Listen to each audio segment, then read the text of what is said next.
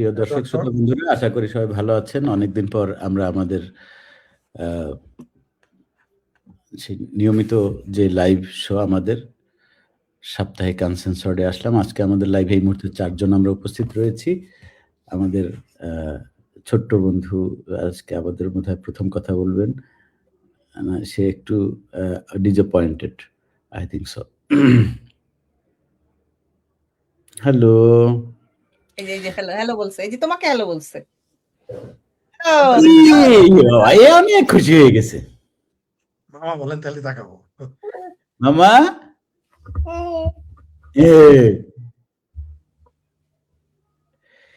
তো আজকে আমাদের আমি একটু মানসিকভাবে মানে বিরক্তির মধ্য দিয়ে আসলে আমার সময় যাচ্ছে। আজকে এমনিতে একটু ব্যস্ত ছিলাম। তো আজকে আমাদের লাইভের প্রধান দুইজন অতিথি শেখ ফরিদ, ফারহানা ইন্দ্রা বরাবরের মতো, এবং যে পলায়ন পর একজন বক্তা যিনি পলায় রয়েছে, যার নাম হচ্ছে সাদত রাসেল। মানে পলায় থাকতে আর কি সবসময় পছন্দ করে ছেলেটা। আল্লাহর কাছে আমরা অশেষ দোয়া করি যেন ফারহান ইন্দ্রা হঠাৎ করে খাওয়া দাওয়া শুরু না করে। এবং আমাদের মোচালা ফরিদ, জানি না মোচালা ফরিদ আমাদের জন্য কি রেখেছে। তো আমি আজকে একটি যে বিষয়টি আমি খুব মানে উদ্বিগ্নতার সাথে লক্ষ্য করছি যে কিছু সো কল্ড কিছু লোকজন যারা নিজেদেরকে আওয়ামী লীগের রক্ষক, ধারক বাহক বলে পরিচয় দেয়, এরকম কিছু লোক যাদের উদ্দেশ্য হচ্ছে গিয়ে অনলাইনে যারা তৃণমূল মানুষদের সাথে যোগাযোগ রেখে এক ধরনের আওয়ামী লীগকে সংঘবদ্ধ রাখার চেষ্টা করছে বিপদের সময়, তাদের মধ্যে বিভাজন তৈরি করার জন্য কিছু দায়িত্বপ্রাপ্ত লোক আছে যাদেরকে দায়িত্ব দেওয়া হয়েছে, এবং আমার ধারণা এই দায়িত্ব দিয়েছে স্বয়ং সাদা শকুন, এবং সাদা শকুনের মানে বিশেষ অঙ্গ লেহন করে তারা আসলে টিকে আছে খুব সুন্দরভাবে। তারা খুব মারাত্মক রকমের বিরক্ত করছে এই মুহূর্তে আমাদের কাজ বাজে। তবে সেটা যেটা সুবিধা হলো সেটা হচ্ছে গিয়ে তাতে আমরা আসলে আমার কাছে মনে হয় আরো বেশি উৎসাহ উদ্দীপনার একটা সুযোগ রয়েছে।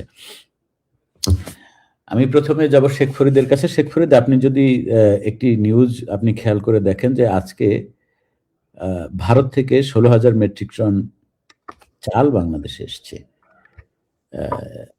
আমি সরাসরি আপনাকে প্রশ্নটা করি, আসলে শেখ ফরিদ দিল্লি না ঢাকা? পিন্ডি দিল্লি না ঢাকা, পিন্ডি লাহোর। আচ্ছা, কাবুল। তো এইটি ওয়াশিংটন, এটা ভুলে গেছেন? আচ্ছা, কাফের রাষ্ট্র কথা যাবো, আস্তাগফিরুল্লাহ। ওটা কথা যাবো না কে? অর্ডার পারমিশন ছাড়া ওই কি জানি কয় এটা তেল কিনা যাইতেছে না। বের করে দিলেন কেন? বের করে দিইনি, উনি বাইরের লোক তো বাইরে গেছে। তো আমাদের মধ্যে আরেক সুন্দরী চলে এসছে, যার নাম হচ্ছে রুমি গোমেজ। শেখ ফরিদও আছে, শেখ ফরিদকে অ্যাভয়েড করে নিচ্ছি। তো আমি একটু আনুষ্ঠানিকভাবে যদি আসলে শুরু করি, তাহলে শেখ ফরিদ, আপনি একটা জিনিস হয়তো জানেন যে সেটি হচ্ছে 70-এর নির্বাচনে একটি খুব গুরুত্বপূর্ণ একটি বিষয় ছিল, সেটি হচ্ছে যারা আওয়ামী লীগের বিরুদ্ধে, মানে আওয়ামী লীগ ছাড়া যে সমস্ত রাজনৈতিক দলগুলো নির্বাচন করেছিল, তাদের একটি মূল স্লোগান ছিল অব্যাহত ভারত বিরোধিতা। আমি 70-এর নির্বাচন নিয়ে অলরেডি একটি ভিডিও ডকুমেন্টারি করেছি। সেখানে এই যে নিজামে ইসলাম বা জামায়াতে ইসলাম পাকিস্তান আর কি, তাদের হচ্ছে কি একটি বড় একটি প্রচারণার হাতিয়ার ছিল অব্যাহত ভারত বিরোধিতা, এবং বাংলাদেশ আওয়ামী লীগের প্রচারের হাতিয়ার ছিল যেটি হচ্ছে 6 দফা উপরে অত্যন্ত গুরুত্ব দিয়েছিলেন বঙ্গবন্ধু শেখ মুজিবুর রহমান, এবং পাশাপাশি বাংলাদেশের স্বাধিকার এবং অনেকগুলো বিষয় ছিল, সেগুলো ভিন্ন আলোচনার বিষয়। কিন্তু পাকিস্তান মানে পাকপন্থী যে জামায়াত ইসলাম, তাদের ওই সময়ও নির্বাচনের প্রচারণার মূল ব্যাপার ছিল ভারত বিরোধিতা, এবং বর্তমান সময়ে বা তার আগের যতগুলো নির্বাচন আমরা দেখেছি সেখানেও একটি বিষয় ছিল ভারত বিরোধিতা। এবং বর্তমানে যে ধরেন বর্তমান বলছি যে এই যে সরকার আওয়ামী লীগ সরকারের যে পতন ঘটানো হলো সেখানে বিষয় ছিল ভারত বিরোধিতা। এবং এখন আপনি যদি খেয়াল করেন তাহলে দেখবেন যে সরকার আসার পরে অর্থাৎ এই যে দখলদার সরকার, আমি যেটাকে বলি যে এই যে ইউনূস সরকার, সেই সরকার আসার পরে আওয়ামী লীগ সরকার কিন্তু প্রচুর জিনিসপত্র আমদানি করেছে ভারত থেকে, এবং সেটি আওয়ামী লীগের সরকারের যে থাকাকালীন যে আমদানি হয়েছে তার থেকে আনুপাতিক হারে ২.৫ গুণ। আপনি যদি এটি নেটে সার্চ দিয়ে দেখেন তাহলে আপনি দেখতে পাবেন। এই যে ব্যাপারগুলি আসলে আবার এটাও আপনি দেখবেন যে জামায়াত ইসলামের সাথে আওয়ামী লীগের কিন্তু একটা ভারতের কিন্তু একটি অতি উষ্ণ সম্পর্ক রয়েছে, এবং সেই উষ্ণ সম্পর্কের কারণে সেখানকার ডিপ্লোম্যাটদের সাথে আলোচনা বা ওইখানে গিয়ে তাদের সাথে আলোচনা, আসলে বিষয়টাকে আপনি আপনার দৃষ্টিকোণ থেকে কিভাবে দেখেন শেখ ফরিদ? ধন্যবাদ আপনাকে, সেই সাথে দর্শকদের অনেক অনেক শুভেচ্ছা, এবং আমাদের দুইজন সহ আলোচক এবং সেই সাথে আরেকজন মিনি আলোচক রয়েছেন কোলে, আমরা দেখতে পাচ্ছি, সকলকে শুভেচ্ছা। আসলে আপনি যে প্রশ্নটা করলেন, এটা আমি যখন ছোট, মানে আপনি তো ৭১-এ চলে গেলেন, আমি যখন বোঝা শুরু করেছি ৭০ শুনতাম জি জি জি ৭০ নির্বাচন না, শুধু সবসময় বাংলাদেশে যে সমস্ত মৌলভী সাহেবের আছে, তারপর যারা হিন্দু বিদ্বেষী আছে, কারণ ৭০-এ তার মুক্তিযুদ্ধ শুরু হয় নাই, তখন তাহলে কেন অনেকেই বলে যে শুধুমাত্র মুক্তিযুদ্ধ বিরোধিতা করার জন্যই ভারত বিরোধী। না, ৭০-এ তার মুক্তিযুদ্ধ হয় নাই, তখন কেন ভারত বিরোধী? আসলে তাদের ভিতরে হিন্দু বিদ্বেষটা চরম ভাবে প্রকাশিত হয়। আমার এক বন্ধুর বাবা ছিলেন, তিনি আমাকে বলতেন হিন্দু ছোটবেলা যে হিন্দুর দোকান থেকে জিনিস কিনবা না, কিন্তু আমাদের পাশে বাজারে যে হিন্দুর দোকানই বেশি, মানে ৩টা হলো মিষ্টির দোকান এখনো সবচেয়ে বেশি, হিন্দু দোকানে সবকিছু খাওয়া হারাম, শুধু ওই যে মধুঘোষের মিষ্টি আর বাঁধন মিষ্টান্নের হইলো দই আর কালা ঘুষের চমচমটা নিয়ে আসবা, মানে ৩টাই দোকান, ঠিক আছে? আর রঞ্জা ঘুষের কাঁচাগোল্লাটা খাওয়া, এটা যায় মৌলবীদের ওটা দিলে তারা খুশি। আমি যে নামগুলো বললাম তারা প্রত্যেক দোকানে এখনো আমাদের শৈশবের অবস্থিত, এবং এগুলো তারা দেখতেছে, এগুলো আমাদেরই পরিচিত সবাই, আমাদেরই কেউ বন্ধুর বাবা, কেউ পরিচিত মানুষের আত্মীয়, এরকম আর কি, কেউ বা আমার বাবার কলিগ, এরকম আর কি। তো এই আমাদের এলাকার একেবারে এলাকার নাম ধরে ধরে বললাম। তো যেমন বাংলাদেশে আপনি হিন্দু বিরোধিতা ৭১-ও ছিল, ৭০-ও ছিল, ৬৫-তেও ছিল, ৬২-তেও ছিল, ৪৭-এ তো হিন্দু বিরোধিতা ভারত বিরোধিতা করার জন্যই তো ৪৭ হয়েছে, আর তো কোনো কারণ ছিল না। ৪৭-এর চেতনা কি? এই যে সাদা শকুন যে সংসদে যে ভাষণ দিল বা যে ওয়াজ করলো, এই যে মুসলেকা সরকারের যে সংসদ অনেকটা এখন মাদ্রাসা, মানে এটা তো সংসদ না, এটা মাদ্রাসার কোন অফিস হয়ে গেছে, সেইখানে যে বক্তব্য দিল জামাতের সাদা শকুন, ৪৭ থেকে শুরু করলো, ৭১ আইসার বঙ্গবন্ধু নাই, সবাই আছে, এমনকি ২৪-এ তালিবর্ষ ও অন্তস্থায়কার আসে, হাদিও আছে, কিন্তু বঙ্গবন্ধু নাই। বঙ্গবন্ধুর নাম নিলে জিভায় ব্যথা করে, অথবা তখন জিভা অবশ হয়ে যায়। হওয়ারই কথা, যেমন জাতীয় সঙ্গীত শুনলে তারা ঠসা হয়ে যায়, তাই তারা চুপ করে বসে, তখন তারা শুনতে পারে না। বাংলাদেশে যারা ভারত বিরোধী এবং হিন্দু বিদ্বেষী, তারা দুইটা জিনিস কখনো শুনতে পারে না। একটা শুনলে যেমন বঙ্গবন্ধুর ভাষণ, আর যখন জাতীয় সঙ্গীত বাজাবেন তখন তারা দেখবেন ঠসা হয়ে যায়, মনে তাদের কানে সীসা ঢেলে দিয়েছে, এরকম বরাবরই হয়ে থাকে। তো ৭০-এর শুধু বিরোধিতা না, আমরা তখন ছোট, হাফ প্যান্ট পরে থাকি বা ন্যাংটাও থাকি, তখনও শুনতাম আটার যাই খামু না, নৌকায় ভোট দিমু না, এগুলো মিছিল করতো। তো আমি বুঝতে পারি না যে ৭১ সালে ৭৪ সালে না আটার যাই ছিল, তো এই ২৪ আটার যাই কে খাইছে? আটার যাই শব্দটাই তো মানুষ জানে না। তারপরে তাদের স্লোগান কি ছিল, মানে এমন কিছু স্লোগান যেগুলো শব্দ উচ্চারণ করা যায় না, মানে হাস্যকর কিছু স্লোগান। এদের হিন্দু বিরোধিতা থেকেই তাদের যে মজ্জাগত যে সাম্প্রদায়িক চেতনা ৪৭-এ বীজ ঢুকে দেওয়া হয়েছে, তারপরে সেই চেতনাটা আরো সেই চেতনাতে ঘি ঢালা হয়ে গেছে ৭১-এর মুক্তিযুদ্ধ।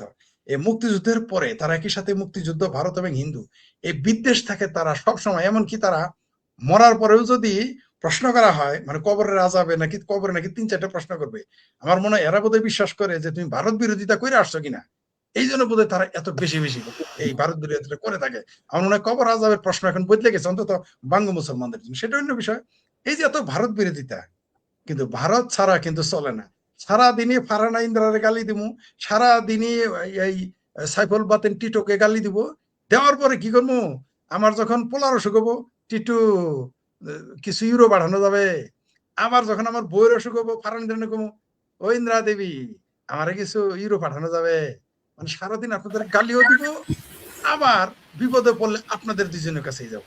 এই যে বাংলাদেশের দেখেন ডিজেল কার কাছ থেকে আনলো, এখন সেই ইন্ডিয়া বয়কটেরিয়া কোথায়, আমার ভাবির পোলারা এখন কোথায়, আমার ভাবির মায়েরা খালারা ফুবারা এখন কোথায়, এখন ল্যাংটা সুলেমান কোথায়, এখন এই পাকি বীজ ইলিয়াইচ্ছে কোথায়, এই যে যারা চিৎকার করলো ইন্ডিয়া বয়কট ইন্ডিয়া বয়কট, আমরা দেখলাম তারা এখন কোথায়। এই প্রশ্নটা করলেই আমরা তখন ভারতের দালাল, আমরা তখন রয়ের দালাল, আমরা তখন শেখ হাসিনার দোসর, আমরা তখন কি নরেন্দ্র মোদীর লোক।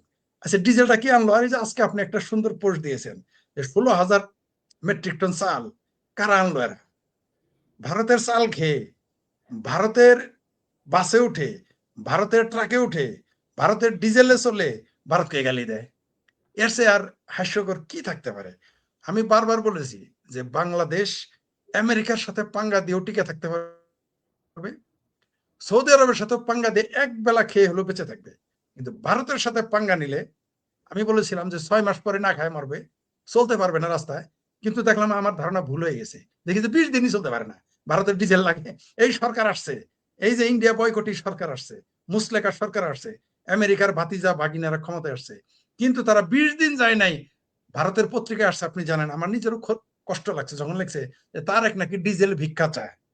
এই নিউজটা যখন দেখেছি, আমি তার রাজনীতির সাথে একমত না, কিন্তু আমার কিন্তু কষ্ট হয়েছে, কারণ আমার দেশকে এভাবে বেগার বানানো হয়েছে, ঠিক পাকিস্তানকে যেমন বেগার বানানো হয়েছে।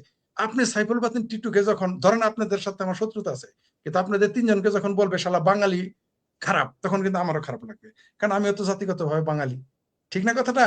বা এশিয়ান বলে গালি দেয়, তাহলে আমিও এশিয়ান গালি লাগবে। তো তারেক রহমানকে যখন বেগার বলছে যে ডিজেল ভিক্ষা চায়, তখন কিন্তু আমি মাথা হেট হয়ে গেছে আমার। তো এরা একদিকে তারা, আবার আমার কিছু ভাবির পোলা আছে, কিছু বড় ভাই আছে, চাচা জ্যাঠা খালু আছে, সিনিয়র জুনিয়র সবাই আছে। আমাকে কি বলেছিল জানেন? যখন আমি বলেছিলাম যে ভারতের সাথে পাঙ্গা নেওয়া মানে আত্মহত্যা, আমাকে বলেছিল যেই দেশের সাথে ভারতের সম্পর্ক নাই সেই দেশ কি টিকে থাকে না? আমি বলেছিলাম বাংলাদেশ টিকে থাকতে পারবে না। তার প্রমাণ, তখন তারা ক্ষমতায় ছিল না, এখন তারা ক্ষমতায় আসছে, প্রত্যেকেই বিএনপি ছিল। এখন কেমন লাগে?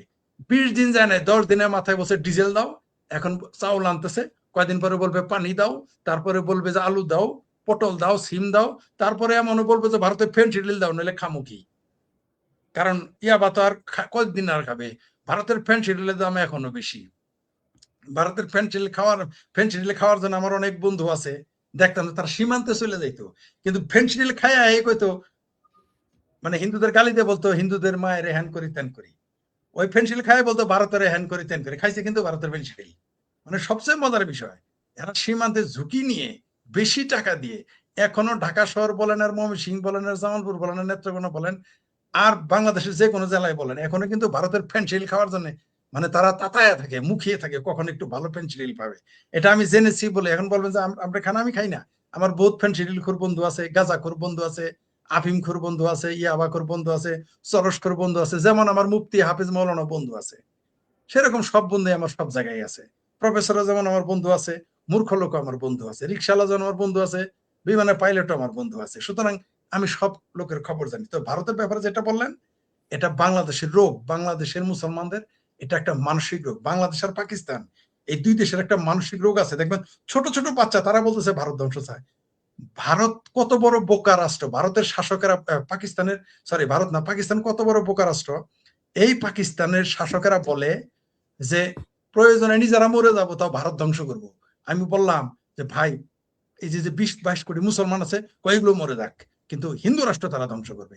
এইরকম তাদের মগজের মধ্যে বীজ ঢুকে আছে। এই জন্য ভুট্টো বলেছিল ঘাস খায় নাকি তারা পারমাণবিক বোমা বানাবে, ঘাস খায়। তো ঘাস খায় পারমাণবিক বোমা কেন বানাইছে? কার বিরুদ্ধে? এই পাকিস্তানের, ভারতের বিরুদ্ধে। পাকিস্তানের আব্দুল কাদের বলছিলেন যে তারা পাকিস্তানের যে পারমাণবিক বোমা সেটা রেঞ্জ করবে 4000 মাইল। এই পারভেজ মুশারফ বলছিল এটা বানায় কি লাভ? বলছে কেন? আরো দূরে রাখি, আমাদের শত্রু তো মানে পাকিস্তানের শত্রু তো ভারত, মানে ভারতের বিরুদ্ধে এটা থাকবে, এটা হচ্ছে পাকিস্তানি জজবা। সে বলছে যে 4000 মাইল 3000 মাইল দূরে রেঞ্জ বানানো দরকার, এটা কোট আন কোট, এটা আমি বলি নাই, ভারত পাকিস্তানের সবচেয়ে বড় সাংবাদিক হামিদ মিরের ডায়লগ এটা। হামিদ মির এটা বহুবার তিনি বলেছেন সাক্ষাৎকারে, অন ক্যামেরা বলেছেন যে যখন বলছে আব্দুল কাদেরকে শেষে চাকরি থেকে বরখাস্ত করা হয়েছে, তারা সরিয়ে দেওয়া হয়েছে, আমাদের শত্রু ভারত, মানে তারা বোমা বানাইছে ভারতের জন্যই, বুঝতে পারছেন তো, পারমাণবিক বোমা। আবার এইদিকে চরমনাই পীর কি বলছে, চামরানাই পীর, যে বন্দর ভারত ছাড়া যা কেমন চায় তাকে দিয়ে দেয় পুরো, মানে যদি চরমনাই পীরের মায়ের ভাঙ্গা দিয়ে দেয় ভারত সরকারের কাছে, তার আপত্তি থাকবে না, তার যত আপত্তি এই ভারত। এটা কারণ কি জানেন, প্রচন্ড রকম সাম্প্রদায়িকরা, হিন্দু বিদ্বেষ এবং মুক্তিযুদ্ধ বিরোধী, আর কোনো কারণই নেই। কেউ যদি বলে আপনি সিংকুবাম যতই বলেন এইগুলো আরো বড়, সিংকুবামেরা এত মানে হিন্দুর, এরা তো সাম্প্রদায়িক হয় না নাকি, নো, সিংকুবামরা বড় সাম্প্রদায়িক, এরাও হিন্দু বিদ্বেষ থেকে, এই চিঙ্কুবাম উপরে বলে বাম, আসলে তার চরম সাম্প্রদায়িক হিন্দু বিদ্বেষ। এমনকি দুইটা, তাদের তিনটা কারণ দেখেন, হিন্দু বিদ্বেষ, ভারত বিদ্বেষ, বঙ্গবন্ধু বিদ্বেষ, আওয়ামী লীগ বিদ্বেষ, চিঙ্কুবামদের 3 কাম, ঠিক আছে। এরা সারাদিনের বিরোধিতার জন্য এরা থাকবে। এই দেশে চিঙ্কুবাম এবং মৌলবীরা এবং বাংলাদেশের বৃহত্তর একটা অংশ সাম্প্রদায়িক দৃষ্টিকোণ থেকেই ভারতকে ঘৃণা করে, আর মুক্তিযুদ্ধের কারণে মাঝখানে কোনো তৃতীয় কোনো অবস্থান নাই, এটাই অপ্রিয় হলো সত্য। অথচ ভারত ছাড়া মানে টিটুর চাল আর ইন্দ্রার বাড়ি থেকে ডাল আর রুমিগঞ্জের বাড়ি থেকে তেল না আনলে আমার পেটে খাবার জুটে না, কিন্তু আমি সারাদিন 3 জনকে গালি দিব, এবং গালি দেওয়ার পর আবার লম্বা লম্বা কথা বলবো। বিষয়টা এরকম, ওই যে কমেডিটা কয় ভিক্ষা কি আপনি এমনি দেন, সোয়াব পান না আপনি, এইরকম হলো দশ আমাদের দেশে। মানে ভিক্ষা তো আপনি শখ করে দেন নাই, আপনি তো সোয়াব পাবেন তাই দিচ্ছেন, মানে ভিক্ষা চাওয়াটা তার অধিকার। সেই জন্য দেখুন পাকিস্তানের এখন বেগার নেশন হিসেবে তারা পরিচিত, এবং তাদের বৃহত্তর রেমিটেন্স আছে বেগিং থেকে। বাংলাদেশ অচিরেই সেই বেগিং রাষ্ট্রতে পরিণত হবে বড় ভাইয়ের পথ ধরে, কারণ জামাতের নেতা বলেই দিয়েছে এই দেশটাকে সে জাকাতিস্তান বানাতে চায়, অন কোট আন কোট লাইভে এসে সে বলেছে।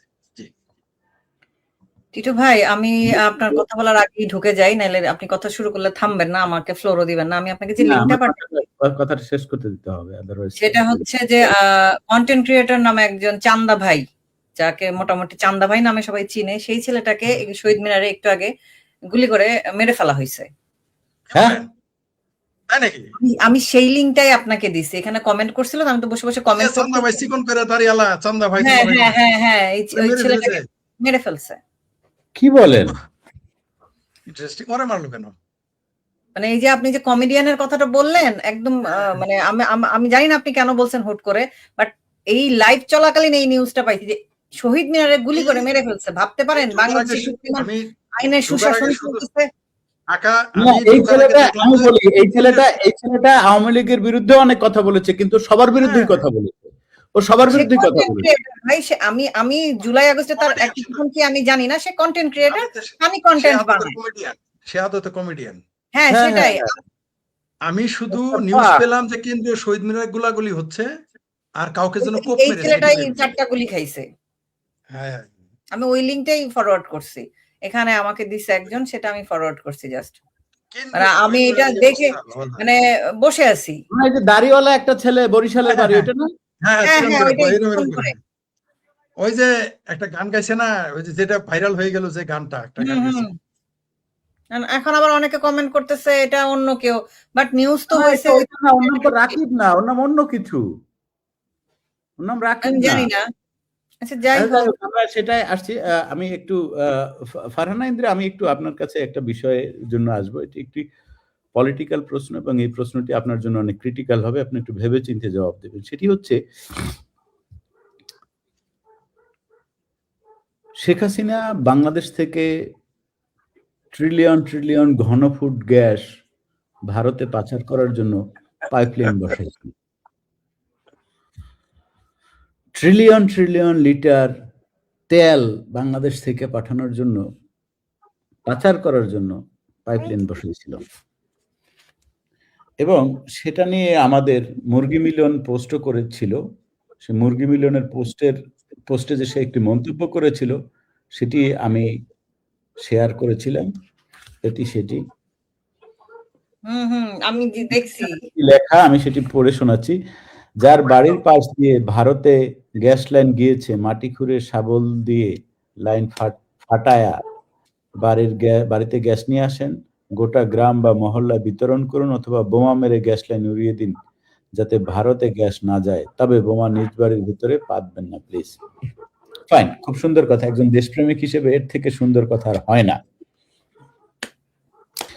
কিন্তু ফারহান নাইমরা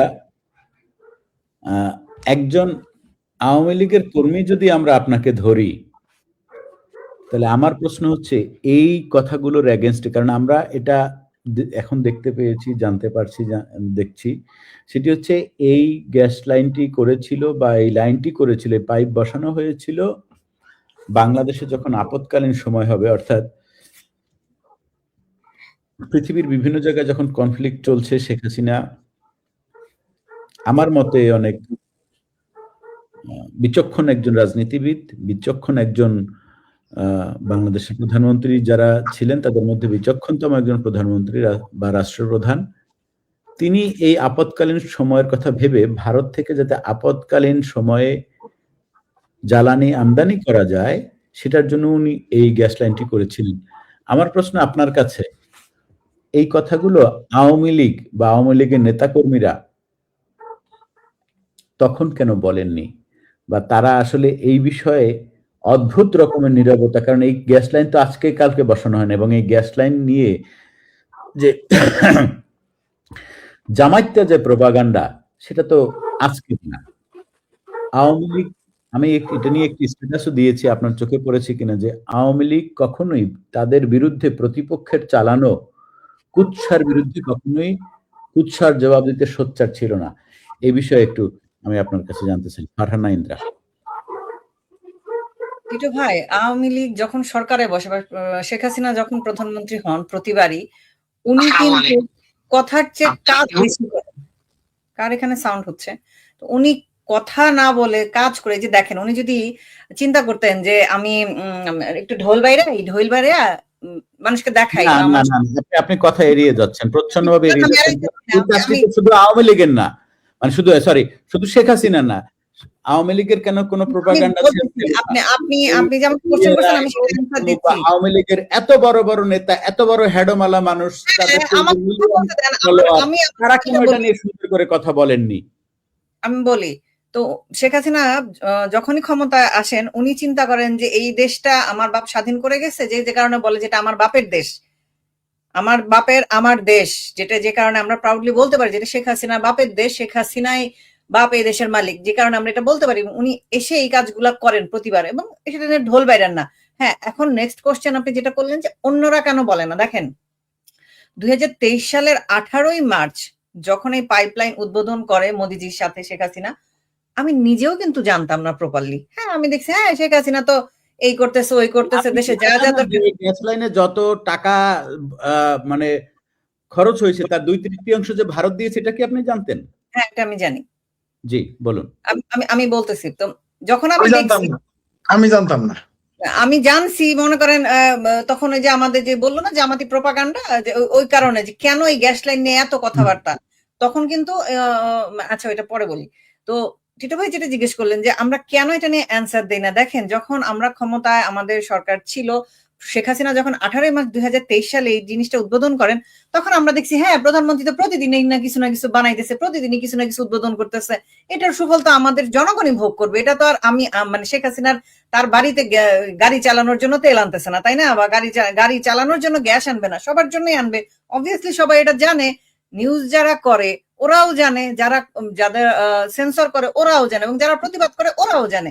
সেই জন্য মনে করেন আমি আমার কথাটা বলতেছি যে আমি ওই কারণে মনে করেন টেকেন ফর গ্রান্টেড ধরে নিয়েছিলাম, একদম খাস কথা যেটাকে বলে টেকেন ফর গ্রান্টেড, যে কারণে মানে এই কাজগুলাকে নিয়ে প্রপারলি কোনোদিনই কথা বলি নাই, এবং কোনোদিনই বলি না। হ্যাঁ, পদ্মা সেতু নিয়ে বলছি, পদ্মা সেতু আমাদের একটা বিশাল বড় অর্জন, সেটা নিয়ে বলছি, বাট বড় বড় অর্জনের পাশে এই যে ছোটখাটো অর্জনগুলো যেগুলো শেখ হাসিনা নিজে করে রেখে গেছে, এগুলা নিয়ে আমরা আসলেই কথা বলি। এবং আমাদের নেতারা কেন কথা বলেন? আমাদের নেতাদেরও মনে হয়েছে প্রতিদিনই তো কত কিছু বানাইতেছে, প্রতিদিন কোনটা লয়ে কথা বলবো। এই যে আপনি বললেন যে কেন বলে না বলার এটাও কিন্তু একটা কারণ। বললেই কি বলে, খালি শো অফ করে নিজেরা কি করছে না করছে, এগুলো কি সরকারের?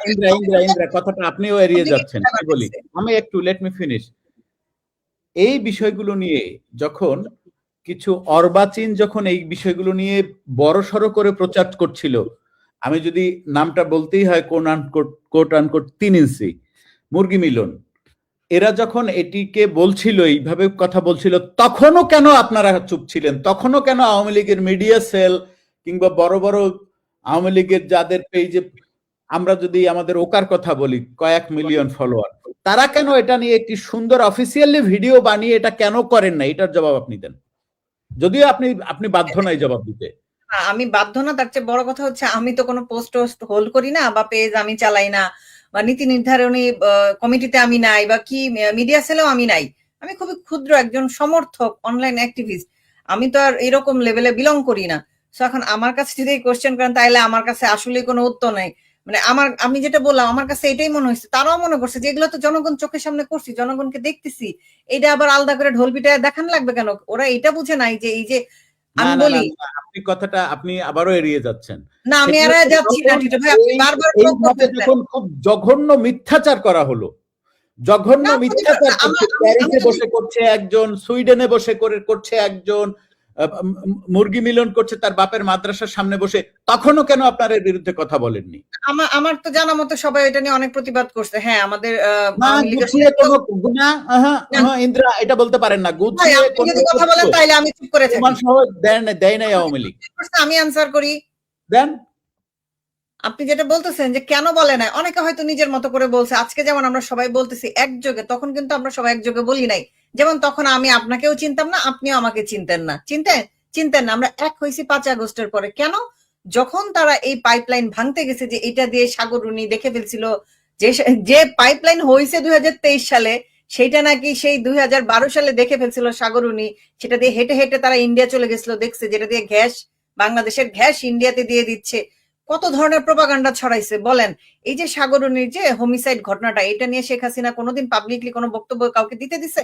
দেয় নাই। কেন দেয় নাই? কারণ এটা সে জানে যে এইসব নিয়ে নোংরামি হবে, এই নোংরামি জিনিসগুলো সামনে আসতে দেয় নাই। খুব সুন্দর মতো ঢেকে রাখছে, নিজের গায়ে কলঙ্ক নিয়েও ঢেকে রাখছে। এই যে আপনি বলতেছেন যে এগুলো জবাব কেন দেয় নাই, আপনি দেখেন, আপনি কি জানতেন 5 আগস্টের সময় যদি এই 5 আগস্ট যদি না ঘটতো, এই 3 ইঞ্চি ফ্রান্সে বৈশা উস্কানি দিয়ে, মদ দিয়ে, সরকারি সাহায্য নিয়ে 32 ভেঙে ফেলতে পারবে? এটা আপনি আগে জানতেন বা বুঝতে পারছিলেন? কোনোদিন কল্পনা করছিলেন?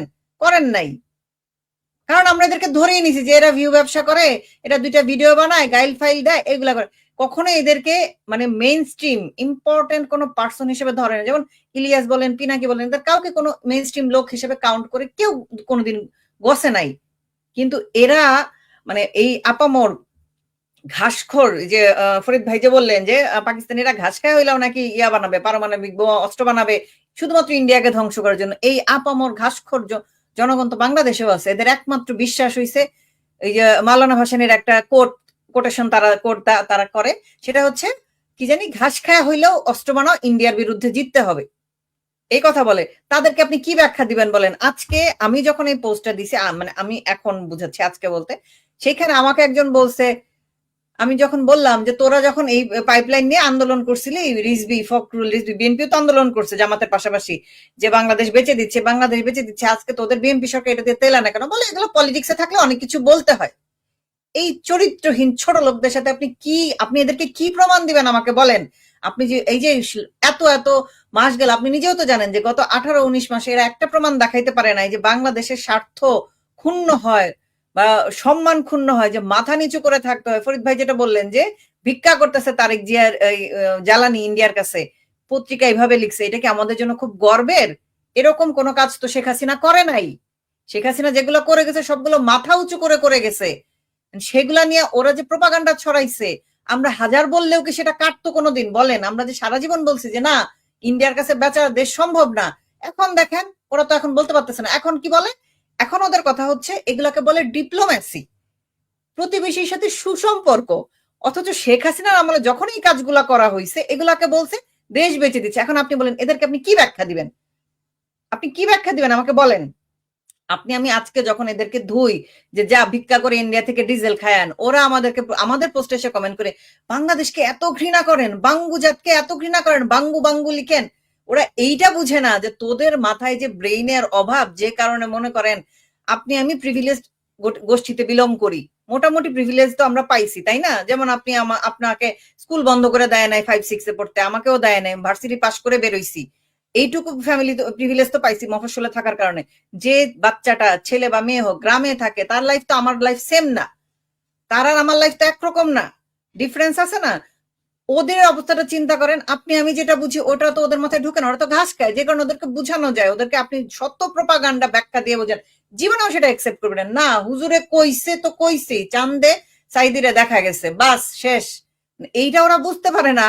মানে সাইদি অ্যাকচুয়ালি কে? এই যে ফরিদ ভাই যেটা বললেন যে কবরে গেলে জিগাইবো জামাত ইসলামীরা ভোট দিছিলা, এটা শুধু বাংলাদেশিদের জন্য প্রযোজ্য। ইরাক, ইরান, তারপর আফগানিস্তান, সরি আফগানিস্তানও, তারপর ধরেন অ্যারাবিয়ান যতগুলা কান্ট্রি আছে, কোন দেশের মানুষকে কবরে এই প্রশ্ন করা হবে না যে ভোট কিসে দিছিলা, জামাতে দাঁড়িপাল্লায় দিছিলা। এটা শুধু বাঙ্গু মুসলমানদের করা হবে। এবং আমরা যখন বাঙ্গু বলি বা এইসব নিয়ে স্যাভেজ মন খারাপ করে সার্কাজম করি, ওরা এটা ধরতেও পারে না, কারণ ওদের যে ওইটুক ঘিলু নাই যে আমরা এটা দুঃখের হাসি হাসতেছি যে বাংলাদেশের যে মাথা উঁচু যেটা ছিল, শেখ হাসিনা সবখানে যেরকম নিজেকে, নিজের সাথে সাথে, নিজে তো উনি বিচক্ষণ নেতা, আপনি তো অলরেডি বলছেন, না হলে এই কাজ উনি করে রাখতেন না। উনি বুঝতে পারতেছিলেন সামনে যেমন কোভিড এর পরে ওয়ার্ল্ডটা কখনোই একরকম হবে না, এটা অনেকেই বোঝে নাই, শেখ হাসিনা বুঝছে। আপনি দেখেন কোভিড ক্রাইসিস বাংলাদেশে কি সুন্দর ম্যানেজমেন্ট করছে। মানে ইতালির মতো দেশে মানুষজন মরে সাফ হয়ে গেছে, বাংলাদেশে কিন্তু ওই পরিমাণ মানুষ মরে নাই, ট্রিটমেন্ট পাইছে। আমি একটা মিনিট আপনার কাছে একটু চেয়ে নিচ্ছি, সেটি হচ্ছে মানে কোভিডের শুরু, কোভিডের আগে, কোভিডের শুরু, কোভিডের শেষ, এর মধ্যে অন্তত আমি 8টা দেশ ভ্রমণ করেছি আমার নিজস্ব কারণে। আমার কাছে মনে হয়েছে আপনি যদি আনুপাতিক হারটা ধরেন, সবচাইতে ভালো কোভিড মেনটেন করেছে যেই দেশটি, সেই দেশটির নাম বাংলাদেশ। প্লিজ বলেন। আমি সেটাই বলতেছিলাম, এত কিছু মেনটেন করছে। দেখেন ইন্ডিয়ার প্রচুর ছবি আমরা ফুটেজ আমরা দেখতে পাইছি যে অক্সিজেন না পায়ে, ট্রিটমেন্ট না পায়ে রোগীরা মরে গেছে, কিন্তু সেই ইন্ডিয়া থেকেই কিন্তু আমাদের ট্রিটমেন্টের অক্সিজেন আসছে, অসংখ্য বার আসছে। সেই কোভিড টাইমেও ইন্ডিয়াতে মানুষ মরতেছে, বাট ইন্ডিয়া থেকে গ্যাস কিন্তু বাংলাদেশে আসছে। তখন ইন্ডিয়াতে এটা নিয়ে প্রোটেস্ট হয়েছে যে আমরা অক্সিজেন পাচ্ছি না, বাংলাদেশে কেন দিতে হবে। আপনার হয়তো খেয়াল নাই, যেহেতু পলাশ এটা নিয়ে কাজ করতো কোভিড নিয়ে, সেজন্য আমার এটা মনে আছে, এগুলো প্রচুর দেখতে হয়েছে। এবং বাংলাদেশ সবচেয়ে কম দামে সবার আগে এই ভ্যাকসিন নিয়ে আসছিল। অন্য দেশকে প্রচুর টাকা দিয়ে কিনে আনতে হয়েছে, বাংলাদেশকে এত টাকা দিয়ে কিনে আনতে হয় নাই, বা আমি অ্যাকচুয়াল হিসাবটা জানি না, বাট বাংলাদেশকে এবং অনেক দেশের নাগরিকদেরকে পয়সা দিয়ে এই ভ্যাকসিন নিতে হয়েছে এবং বাংলাদেশে ফ্রি পাইছে। বাংলাদেশে শেখ হাসিনা ভর্তুকি দিয়ে নিজের টাকা দিয়ে কিনে, মানে নিজের বলতে কি সরকারের টাকা দিয়ে কিনে এনে এইগুলা করাইছে। এখন বলেন এগুলা কি বাপের টাকা দিয়ে করছে? আপনি যেটা বললেন কোভিড টাইমে যে ম্যানেজমেন্টটা বাংলাদেশে হয়েছে এইটা বলেন। এরপরেও যদি এরা বলে যে শেখ হাসিনা কিছু করে নাই, আজকে দেখেন এরা বলতেছে শেখ হাসিনা কিছু করে নাই। শেখ হাসিনার বানানো মেট্রো রেলে উঠে আমাদের সেতু যোগাযোগ মন্ত্রী যে হাবিব খিলগা এলাকা থেকে এমপি হয়েছে, যে সেতুমন্ত্রী, সে তাকে তো চেঞ্জ করে সেতুমন্ত্রী বানানো হয়েছে নতুন, আমাদের রবি শস্যকে বাদ দিয়ে, যে চান্দাবাজির কথা বলছিল, উঠে চোরের মতো বসে থাকে, চোরের মতো বসে থাকে। কারণ ওরা জীবনে কল্পনা করতে পারে না যে এরকম একটা মেগা প্রজেক্ট করবে। এবং আমাদের তারেক জিয়া, সরি মুস্তাকা রহমান, নাম ভুল বলে ফেলছি, মুস্তাকা রহমান বলছে আমরা কোনো মেগা প্রজেক্ট করবো না, আমরা ছোট ছোট প্রজেক্ট করব। কেন বুঝছেন? কারণ তার পার্সেন্টেজ খাওয়ার সুবিধা হয়। ছোট ছোট প্রজেক্ট করলে বুগিচুকি বুঝায়, 7-5-14 বুঝায় তারা এখান থেকে টাকা মেরে খাবে। এখন আপনি বলেন এই টাকা মেরে খাওয়ার প্রুফ থাকবে, কিন্তু তারপর এরা বিশ্বাস করবে না যে টাকা মেরে খাইছে। কিন্তু শেখ হাসিনার দোষ, শেখ হাসিনা কিচ্ছু করেন। আপনি যেটা বললেন যে প্রোপাগান্ডা কেন আমরা কাউন্টার দিই নাই, এখন কাউন্টার দিলেও তারা বলতেছে এইগুলো পলিটিক্যাল কারণে বলতে হয়। আপনি এদের সাথে কি তর্কে যাবেন আমাকে বলেন? এত ঘাস খাওয়া ব্রেন নিয়ে যদি আর্গুমেন্টে আসে, আপনি এদের সাথে তর্ক করতে যাবেন, নাকি বলবেন যে যাই একটু বাড়ি থেকে হাওয়া বাতাস খাই আসি? আপনি কোনটা করবেন? আমাকে এটা উত্তর দেন। আমি তো এরকম গরু ছাগলের সাথে তর্ক যাব না, কারণ এরা লজিক বুঝে না, যে কারণে এদের জীবন মরণ একটা জায়গায় সুই আটকায় আছে। ইন্ডিয়ার ধ্বংস দেখেন, ইন্ডিয়াকে বলে হিন্দুত্ববাদী রাষ্ট্র। আপনি ইন্ডিয়ার পার্লামেন্টে কোথাও দেবদেবীর ছবি, দেবতার আরাধনা, দেব বন্দনা কোনো লাইন দেখতে পাইছেন? কোথাও আছে? কিন্তু ইন্ডিয়া হিন্দুত্ববাদী রাষ্ট্র, বাংলাদেশ হিন্দু কি দেখতে পাইতেছেন? আমি চোখে মানে অনেক ছোট, পরে বইলে দিয়েন আপনি যখন আপনি ফুটেজ পাবেন। তো বাংলাদেশ কিন্তু সেকুলার কান্ট্রি, আমাদের সংবিধানে লেখা আছে, কিন্তু বাংলাদেশের পার্লামেন্টে থাকে কালেমা। তার মানে হচ্ছে বাকি যে কি জানি ধর্মপ্রাণ যে অন্য রিলিজিয়ন আছে তাদের কোনো বেল নাই, তাদের কোনো বেল নেই, তাদের কোনো খানা নাই এই দেশে। এর মানে দিয়ে বুঝাই দিল আমরাই শ্রেষ্ঠ। কিন্তু ইন্ডিয়া হিন্দুত্ববাদী রাষ্ট্র এবং ইন্ডিয়া খারাপ, বাংলাদেশ ভালো, পাকিস্তান ভালো। কারণ পাকিস্তানের লেখা আছে যে মুসলমান ব্যতীত অন্য কেউ রাষ্ট্র শাসন করতে পারবে না। ইন্ডিয়া থেকে এরকম কিছু আছে? ইন্ডিয়ার যে মুসলিম রাষ্ট্রপতি এপিজে আব্দুল কালাম, পরমাণু বিজ্ঞানী, তারে নিয়ে বাঙ্গুর আবার খুব নাচানাচি করে, দেখো একজন মুসলিম ইন্ডিয়া রাষ্ট্রপতি হইছে। বাংলাদেশে আপনি চিন্তা করতে পারেন কোন হিন্দু প্রধানমন্ত্রী বা হিন্দু রাষ্ট্রপতি বা হিন্দু বিচারপতি করা হয়েছিল হিন্দু একজনকে, ওরা কি বলছে, বাংলাদেশের সব বড় বড় পোস্ট হিন্দুরা নিয়ে যায়। এবং আপনাকে আমি অত দূরে না গিয়ে রিসেন্ট কথাটা বলি, 25 সালে যখন নতুন করে আবার শুরু হয়, ওইখানে যতগুলা বাচ্চা জিতছে বা পুরস্কার পাইছে বেশিরভাগই সনাতন ঘরানার। কেন? কারণ ওরা শিল্পটা শিল্প হিসেবে চর্চা করে, এই জন্য ওরা নতুন করিতে প্রত্যেকটা প্লেস পাইছে, মুসলিমরা পায় নাই। কেন? মুসলিমরা এটা কি করে, এক্সট্রা কারিকুলার না না আপনি হারাম পরে যান, ওরা এটাকে দেয় এক্সট্রা কারিকুলার অ্যাক্টিভিটিস, যেটা মনে করেন সিভিতে লেখা থাকবে যে ছোটবেলায় গান করতো, নাচ করতো, বড় হয়ে আর করে নাই। এটাকে এক্সট্রা কারিকুলার অ্যাক্টিভিটিস হিসেবে দেখে, কোনো শিল্প বা শিল্প দৃষ্টি দিয়ে দেখে না। আপনি হারাম যেটা বলছেন ওটা তো মনে করেন একটা নির্দিষ্ট বয়সের পরে, অনেক বাচ্চারা আছে যে নাচ গান করে, কিন্তু ধরেন টিনেজের পরে আর করায় না, কারণ এগুলো ভালো দেখা যায় না, বিয়া হবে না মেয়েদের। আর ছেলেদের তো এগুলো মনে করেন ফ্যামিলিতে যেটা শুনে ওরা ওইটা অভ্যস্ত হয়ে বিশ্বাস করে। যেসব ছেলেরা নাচে বাংলাদেশে ওদেরকে কিন্তু মেয়ে বলা হয়, আপনি খেয়াল করবেন, যেসব ছেলেরা নাচে ওদের মেয়ে ট্যাগ দেওয়া হয়। কিন্তু দেখেন ইন্ডিয়ান যে সেতার বাজায় ঋষভ শর্মা, কি জোস একটা ছেলে, ওরে দেখলে মনে করেন মেয়েরা পাগলা হয়ে যায় এবং সবাই অবাক হয়ে যায় যে হি স্ট্রেইট। এটা তারা মানতেই পারে না, ওরা ধরেই নেয় সে সেতার বাজায় এবং মেহেদি দেয়, হাতে অর্নামেন্ট পরে যখন স্টেজ শো করে, লন্ডন ইন্ডিয়া সবখানেই করে, দেখছি তো ফেসবুকে। ওরা মানতে পারে না। বাঙালিদের অবস্থা হয়েছে এরকম, যেখানে ইন্ডিয়ান শিল্পীরা, ইন্ডিয়ান লোকজন নিজেদের যোগ্যতায় সারা পৃথিবী রাজত্ব করতেছে, বাঙালিদের একটাই কথা, ইন্ডিয়ার ধ্বংস, গাজ্জাতুল হিন্দ করব। মানে এদের স্বপ্ন আর কিছু নাই, পাকিস্তান জিতুক, ইন্ডিয়া ধ্বংস হোক, এদের জীবনের স্বপ্ন এই দুইটা। এদের কাছে আপনি প্রোপাগান্ডার ব্যাখ্যাটা কেন দিতে যাবেন? এই এত এনার্জি কেন লস করবেন আমাকে বলেন, কি লাভ হচ্ছে? আপনার কাছে আমরা আবার আসবো। এবং এই যে রাকিবকে হত্যা করা নিয়ে, যে গুলি করে হত্যা করা যে নিয়ে যে আপনি বা আমরা যাকে সন্দেহ করেছিলাম ওর নামও রাকিব, কিন্তু এই ছেলেটি সেটা না, আমরা একটু এই ভিডিওটি দেখি।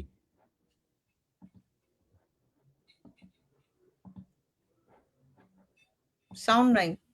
আচ্ছা, এটা সম্ভবত আমার একটু টেকনিক্যাল প্রবলেম আছে। আমি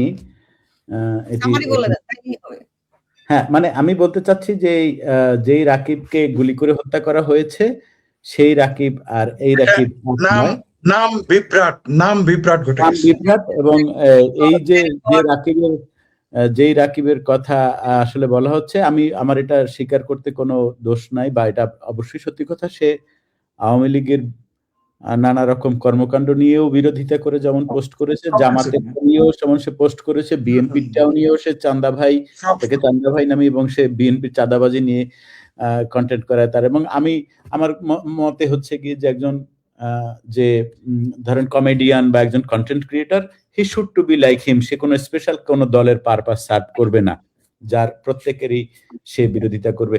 ধন্যবাদ ফারহানা ইন্দ্রা। আমরা এবার যাব রুমি গোমেজের কাছে। রুমি গোমেজ, আপনি অনেক এতক্ষণ আমাদের এই অন্য দুইজন বক্তার আলাপ আপনি শুনলেন, সেই সাথে ফারহানা কিন্তু একটি কথা খুব স্পষ্ট করে বলে দিয়েছে। আসলে তার কথায় কিন্তু একটি জিনিস মানে স্পেসিফিক করে উনি আলাদা করে গুছিয়ে না বললেও কিন্তু ওনার কথার সামারি আমরা এটা পাই যে আমাদের বাংলাদেশের মানুষদের মধ্যে যে ধর্মান্ধতা রয়েছে, সেই ধর্মান্ধতার ফলে, অর্থাৎ উনি বলতে চাইছেন যে টুপি মাথায় দিয়ে, ফারহানা যদি আমি ভুল করি আপনি আমাকে সংশোধন করে দেবেন, যে টুপি মাথায় দিয়ে যা বলবে বাঙ্গমুমিন তাই গিলবে।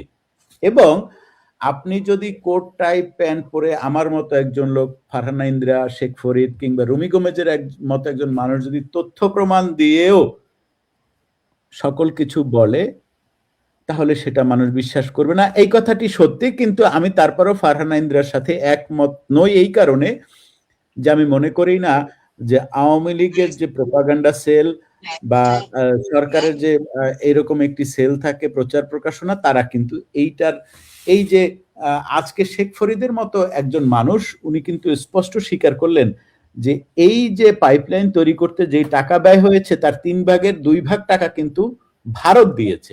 এটি কিন্তু শেখ ফরিদ জানতেন না। এটি খুব বেদনাদায়ক একটি ব্যাপার শেখ ফরিদের জন্য না, বাংলাদেশ আওয়ামী লীগের জন্য এবং ক্ষমতাসীন আওয়ামী লীগের জন্য। টিটু ভাই, আমি এখানে আরেকটু কথা বলে নিচ্ছি, যেহেতু কথাটা উঠছে, এই যে আমাদের যে ট্রান্স ইন্ডিয়ান রেল লাইন একটা হওয়ার কথা ছিল, যে ইন্ডিয়া কলকাতা সাইড থেকে একটা রেল লাইন বাংলাদেশে যাবে, ওইটা কিন্তু ইন্ডিয়ান অর্থায়নে হওয়ার কথা ছিল। ইন্ডিয়ান উল্টো গল্পটা বলা হয়েছে আমাদের। দাঁড়ান, আপনি যে কমপ্লেনটা করতেছেন সেটার ব্যাখ্যাটা হচ্ছে এটা, সেখানে লেবার পর্যন্ত ইন্ডিয়ান আসবে, মানে ইন্ডিয়ান ইঞ্জিনিয়ার সব ইন্ডিয়ান তত্ত্বাবধানে, কিন্তু মানে টাকা পাবে বেশি বাংলাদেশ, কারণ যেহেতু বাংলাদেশের উপর দিয়ে যাবে ওরা আমাদেরকে টাকা দিবে। এবং ওইখান দিয়ে মনে করেন ওই ট্রেন লাইন দিয়ে যদি বাংলাদেশে পণ্য ঢুকতো, তাহলে এই যে ট্রাক দিয়ে, বেনাপোল দিয়ে, তারপর আর কই দিয়ে যেন মালামাল ঢুকে, এগুলো কস্টিং অনেক কমে আসতো, বুঝছেন? আসাম থেকে বাংলাদেশে সহজে পাথর টাথর এগুলো সব ঢুকতে পারতো খুবই ইজিলি। সেইটার সময় কোমর কাইচ্ছা, মানে আমি এমন শিক্ষিত লোককে দেখছি, বিশ্বাস করতে পারবেন না, এরা পিএইচডি করে আমেরিকায়, এরা ঘুরতে ফিরতে যায় আমেরিকায়, এরা পোস্ট করছে বাংলাদেশের উপর দিয়ে ইন্ডিয়ান রেল লাইন কেন যাবে, অথচ প্রপার আপনি যে বললেন টিটু ভাই, মানে এই তেলের লাইন তো মনে করেন 131 কিলো সম্ভব, বা 122-23 কিলো, এইটুকুর জন্য ফরিদ ভাইয়ের না জানাটা মাফ করে দিলাম। এই রেল লাইন নিয়ে যে পরিমাণ নিউজ হয়েছে, যে পরিমাণ মিথ্যাচার হয়েছে, সেইটা সবাই জানে, জানার পরেও কেউ মানে নাই যে এটা ইন্ডিয়ানরা করে দিচ্ছে। উপকারটা আমাদের। আপনার বাড়ির সামনে রেল লাইনের ব্যাপারটা জানতাম, ওই রেল লাইনটা যে শুধু ভারত ব্যবহার করবে তা না, ওই রেল লাইনটা কিন্তু আমরাও ব্যবহার করব, মানে ওই জায়গাটা আমাদের মধ্যেও পড়ে। বাংলাদেশ এখন এই রেল লাইন বানাইতে গেলে যে পরিমাণ খরচ করতো, ইন্ডিয়ানরা নিজেদের অর্থায়নে করে দিত, আমরা তারা করতো। হ্যাঁ, এবং মাঝে দিয়ে কিন্তু আমরা লাভবান, যে আমরা ফাও এটা ইউজ করতাম, এবং ওটা মেইনটেনেন্স নিয়ে বাংলাদেশে কোনো চিন্তা নাই, কিছু নিয়ে বাংলাদেশে চিন্তা নাই। আপনার বাড়ির সামনে, আপনার বাড়ি পড়ছে একটা কোন জায়গায়, ওখানে যদি আরেকজন একটা রাস্তা করে দেয়, আপনি কেন লাভ পাবেন? সুবিধা তো আপনার, কারণ আপনি রাস্তাটা ইউজ করবেন ফাও, আপনার 1 টাকাও খরচ হচ্ছে না। বাঙালি হইছে এই জাতি যে নিজের সুবিধা কোনোদিনই বুঝবে না, ওদের একমাত্র সমস্যা ভারত টাকাও। অথচ সেই ভারত, আমার চেনা জানা ইন্ডিয়াতে বাস করে লোকজনের ইনবক্স ফ্লাডেড হয়ে আছে, দিদি দাদা ইন্ডিয়ান জিনিস কি করে এনে বেচবো গো, একটু লাইন ঘাট যদি ধরিয়ে দিতে গো। আজকেও আমার ইনবক্সে আসছে আমার এক কাছের দিদি দাদা, ওনারা আমার বলতেছে তোমাদের লোকজন এত খারাপ, সারাদিন বয়কট ইন্ডিয়া করে এসে ইনবক্সে চাই, এবং যাদের প্রোফাইলে বয়কট ইন্ডিয়ান আছে তারা পর্যন্ত এসে হেল্প চাচ্ছে ব্যবসা করার জন্য, ইন্ডিয়ান জিনিস কি করে আনবে। বুঝেন এইদের চরিত্র নিয়ে আপনি বলতেছেন যে 30 সেকেন্ড। আর আমার কাছে জানতে চায় যে ভারতের ভিসা কখন পাওয়া যাবে, আর ছোট ভাই তাড়াতাড়ি আমার এনে দাও, মেডিকেলের অ্যাপয়েন্টমেন্ট এনে দাও, শত। এবং এই 100-100 মধ্যে 99 জন 5 বার নামাজ 5 ওয়াক্ত পড়ে না, জুম্মার নামাজ হইতে পারে, সারাদিন দোয়া করে আল্লাহ ভারত ধ্বংস, আর সারাদিন ভারত, এই জন্য আল্লাহ না।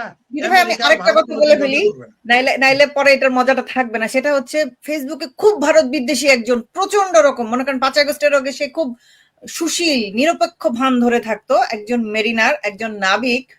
উনি এই যে হাদি হত্যার পর আমাদের প্রিয় নেতা, এটার টপিকটা পরে বললেন, আমি এখানে যেটা নিয়ে বলতেছি সেটা বলি, যে হাদি হত্যা হওয়ার পরে সে মনে করেন ভারতে একদম তামা করে ফেলছে, লিখা সে এবং তার ফ্যানেরা। এই যে গত সপ্তাহে সে হজ করতে গেছে, কি ইরান যুদ্ধের কারণে ফ্লাইট ইন্ডিয়ার হায়দ্রাবাদ থেকে তাকে ট্রানজিট নিতে হয়েছে, সে সেখানে কি লিখছে আপনি কল্পনা করতে পারবেন?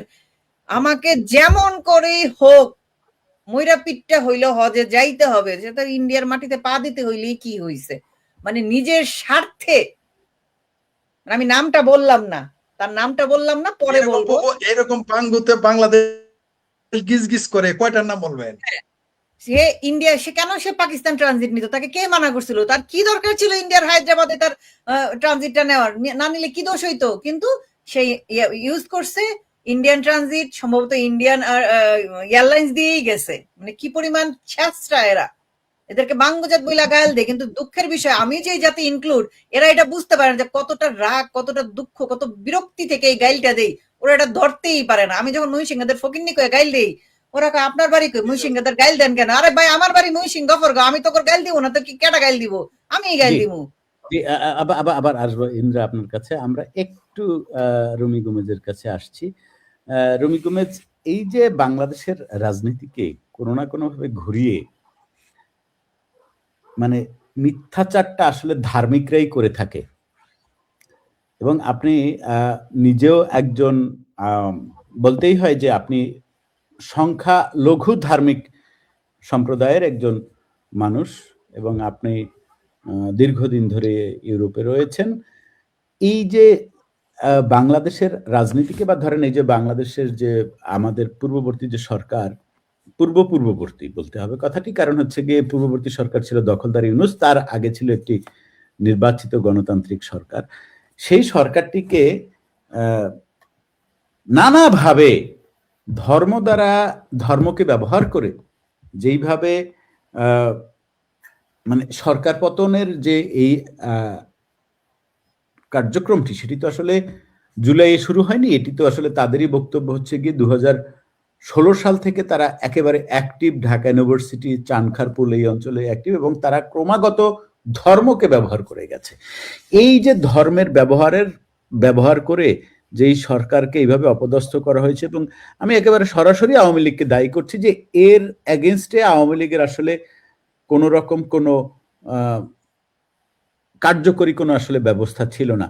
এইরকম বাংলাদেশের ভবিষ্যৎ আপনি আসলে আপনার জায়গা থেকে, আপনার চিন্তা ভাবনা থেকে আপনি কেমন দেখছেন রুমি? এই মিথ্যাচারের জবাব কি আসলে ভবিষ্যতে কোনো সরকার দিতে পারবে, বা যেইভাবে আমাদের মানে দাড়ি টুপির পরিমাণ সংখ্যা যেভাবে বাড়ছে এবং তাদের মিথ্যাচারকে মানুষ যেভাবে গ্রহণ করছে, এই বেড়াজাল থেকে বের হওয়ার উপায় কি আপনি মনে করেন রুমি গোমেজ? একটু জটিল হয়ে গেল বোধহয় প্রশ্ন। না, সোশ্যাল পার্সপেক্টিভ এবং সেকুলারিজম এগুলো তো আমার ব্যাচেলরের সাবজেক্ট। সো না ঠিক আছে, কিন্তু রাজনৈতিক পার্সপেক্টিভে একটু জি প্লিজ আপনি আপনার মতো বলুন। আমি আসলে একটা ইন্দ্রাকে প্রশ্ন করা হয়েছিল, ইন্দ্রার টিটো আই থিঙ্ক একটু চেহারাটা দেখালে আমি একদম স্ট্রেট আই টু আই এই প্রশ্নের উত্তরটা দিই, এক লাইনে দিব, and you will gonna understand যে ইন্দ্রা অনেক মানে করে চেষ্টা করেছে ব্যাখ্যা করতে, কিন্তু আমি অপেক্ষা করছিলাম ইন্দ্রা একটা ডেডলাইন টানতে পারে কিনা এই প্রশ্নটার, যে হাসিনার আমলে, জননেত্রীর আমলে যে এই যে ইগুলো গ্যাস লাইন করা হয়েছে এবং এইটা কেন আসলে পিপলের মাঝে এত ভালোভাবে প্রচার করা হয়নি। কারণ ব্যবসায়ী তো মানে রাজনীতির ব্যবসাটাই হচ্ছে প্রচারণা, যত প্রচার হবে তত ওই মানুষের নাম শুনবে এবং তত ওই মানুষের প্রতি কিউরিয়াসিটি জাগবে। কিন্তু জননেত্রী শেখ হাসিনা কেন বলি আমরা, উনি জননেত্রী, জনগণের নেত্রী, তাই না? তাহলে কি উনি বঙ্গবন্ধুর কন্যা শেখ হাসিনা এবং উনি হচ্ছে দেশের অভিভাবক। আপনি এখনো আপনার পরিবার পাতাননি, বাতান হয়নি, আমার হয়েছে, ইন্দ্রার হয়েছে, শেখ ফরিদ ভাইয়ের হয়েছে। আমি যখন আমার বাচ্চার জন্য ভালো কিছু প্ল্যান করি, ভালো কিছু তৈরি করে দিই, আমি জনে জনে গিয়ে এটা প্রচার করি। আমার বাচ্চাকে আমি হার্ভার্ডে পড়িয়েছি, আমার বাচ্চাকে আমি ইউসিএল এ পড়িয়েছি, আমার বাচ্চাকে আমি অক্সফোর্ডে পড়িয়েছি, আমার বাচ্চাকে আমি এখানে পড়িয়েছি, ওখানে পড়িয়েছি। জননেত্রী শেখ হাসিনা জনগণের নেত্রী ছিলেন, উনি অভিভাবক ছিলেন, ওনার প্রচার করার তো কোনো দরকার নেই, ওনার তো প্রচার করে ওনার মার্কেট পাওয়ার কোনো দরকার ছিল না। উনি জনগণের অভিভাবক হিসেবে, নিজের পরিবার হিসেবে নিজের পরিবারকে ত্যাগ করেছে। জয় পড়েছে ইন্ডিয়াতে বোর্ডিং হোস্টেলে, তারপরে পড়েছে অক্সফোর্ডে, তারপরে পড়েছে হার্ভার্ডে। নিজের ফ্যামিলিকে গাইডশিপ চেয়ে দেয়নি, গাইডলাইন দেয়নি, সে বাংলাদেশকে গাইডলাইন দিয়েছে। তার প্রচার করতে হবে কেন? তার প্রচার করে এটা জানাতে হবে কেন? না না না, আমার প্রশ্নটা কিন্তু রুমি ওই জায়গায় ছিল না, তার প্রচার করতে হবে। দেখেন রাষ্ট্রীয় কাঠামো অনুযায়ী যে কোনো কিছুর প্রচারের, সরকারের একটা প্রচার সেল থাকে, এটা আপনি নিশ্চয়ই জানেন। যে কোনো সরকারের, যে কোনো দেশের প্রেস থাকে, সেখান থেকে তো আসলে একটা প্রচারণা চালানো হয়েছে। কিন্তু আমার কথা হচ্ছে, যখন একটা, যেটি ফারহানা ইন্দ্রা বললেন যে হ্যাঁ এই ধরনের কথা কাজ তারা করে থাকে এবং তারা এটা রেগুলার করে থাকে, আমরা ওটাকে ভাবে গুরুত্ব দিই না, কিন্তু যখন এটা গুরুত্বপূর্ণ হয়ে উঠেছে 3 ইঞ্চি বলেন 4 ইঞ্চি বলেন, এরা যখন এটাকে ইস্যু করে যখন তাদের বিলিয়ন বিলিয়ন টাকা তারা ইনকাম করে নিয়েছে, ভিউ বাড়িয়ে নিয়েছে, তখন কি আসলে এরকম একটি দায়িত্ব হয়ে দাঁড়ায় না সরকারের, যে আসলে যে এই কথাগুলো যে বলছে এটি মিথ্যে কথা, এর এগেনস্টে সত্য তথ্যটি এই, কারণ জিনিসটি তো আসলে দেশের ক্ষতি করছে, দেশের সার্বভৌমত্বের জন্য, সভারেন্টির জন্য প্রবলেম হয়ে দাঁড়িয়েছে, তখন আসলে তখনকার প্রশ্নটা কিন্তু আমার ফারহান ইন্দ্রের কাছে ছিল। জি, আপনি কন্টিনিউ করেন। তখনের প্রশ্ন, তখনের দেশের কাঠামো, দেশের সুভারেনিটি, এটা জিও পলিটিক্স এর মধ্যে পড়ে গেছে। এই যে জিও পলিটিক্স এর মধ্যে যাতে দেশটা না পড়ে, এটার জন্যই তো 15-16 বছর আমাদের জননেত্রী ফাইট করে গেছে। সে বলেছে, আমরা তাকে পাগল বলেছি, জননেত্রীকে বলেছি পাগল, যে আমরা যে জিও পলিটিক্সে পড়ে গেছি। জননেত্রী কিন্তু চাইলে পারলে, মানে সে যদি দেশের চাইতো, ক্ষতি চাইতো, আমাদের যে আগের ডাইপার ইউনুস এসে যে দেশটাকে একেবারে উল্টে দিল, মানে পয়সার এপিট থেকে ওপিট, এটা যে উল্টে দিল, এই কাজটা যে সে করলো, এই মতবাদ, এই চিন্তাধারা তো তার ছিলই না। সে অনেকে দেখবেন অনেক বড় বড়, যেমন সাইফুল ভাই, I am not talking about you, Saiful ভাইকে আমরা চিনি সবাই, ক্যানেডিয়ান, আমি ওনার বক্তব্য খুব শুনি এবং ওনার আমি অ্যানালাইসিসটা আমি খুব পছন্দ করি, একদম নিউট্রাল অ্যানালাইসিস করে। উনি বলেছেন, ওনার একটা কথা আমার এত ভালো লেগেছে, যে জননেত্রী জনগণের সেবায় দেশে এত মানে ফোকাস ছিল, যে ওনার মানে সাঙ্গপাঙ্গরা কি করছে, ওনার এত আস্থা ছিল, এত, কারণ একটা মানুষ কত করবে, একটা মানুষ যদি ডিস্ট্রিবিউট করে আস্থাই না করতে পারে তার নেতা নেত্রীদের উপর, তাহলে সে ঘুমায় না, সে 6 ঘন্টা ঘুমায়, সে ঠান্ডা চা খায়, মানে সে কখনো গরম চা খেতে পারেনি, সে কষ্ট, মানে দুঃখে এক সময় সে কথা, আমি তার অনেক কাছে ফোনে কথা বলে, তার এক শুনছিলাম আমি ইসমাইল ভাইয়ের, মানে উনি কান্না করছিল আর বলছিল ওই লোকটা, যে আমি তার সাথে কথা বলেছি জননেত্রী, তখন জননেত্রী বলেছে, জানো আমি জীবনে 1 কাপ গরম চা খাওয়ার সময় পাইনি, আমি দেশের জন্য এত ভেবেছি, তাহলে সে একটা গরম চা খাওয়ার আমি সময় পাইনি। আমি নামাজ পড়েছি, নামাজ পড়ে এসেই আমি রাত্রে 3টা-4টা পর্যন্ত ফাইল দেখেছি, কোনটা আমার অ্যাপ্রুভ করতে হবে, কোনটা জনগণের জন্য ভালো। সে অভিভাবক, হি ইজ দ্য বেস্ট অভিভাবক I ever seen in this world. আমি এটা বলতে পারি, বলতে পারি, আই ওয়াজ ব্ল্যাক আউট। আমি কি ক্লিয়ার এখন? আমি কি ক্লিয়ার? ইয়েস। তার মতো অভিভাবক আমি একটা কান্ট্রিতে দেখি নাই, আমি অনেক কান্ট্রির পলিটিক্যাল অ্যানালাইসিস, অ্যানালিটিক রিপোর্ট পড়েছি, তার মতো একটাও দেখি নাই। বিলিভ মি, বঙ্গবন্ধু যে ফ্যামিলি ইনহেরিট করে গেছে, শেখ হাসিনার সবচেয়ে বড় ফোকাস ছিল যে আমার বাবা যে দেশ দেখতে চেয়েছে, যে দেশ সে স্বপ্ন দেখেছে, ভিজুয়ালাইজ করেছে, সেটা সে অ্যাকমপ্লিশ করার মিশনে নেমেছিল।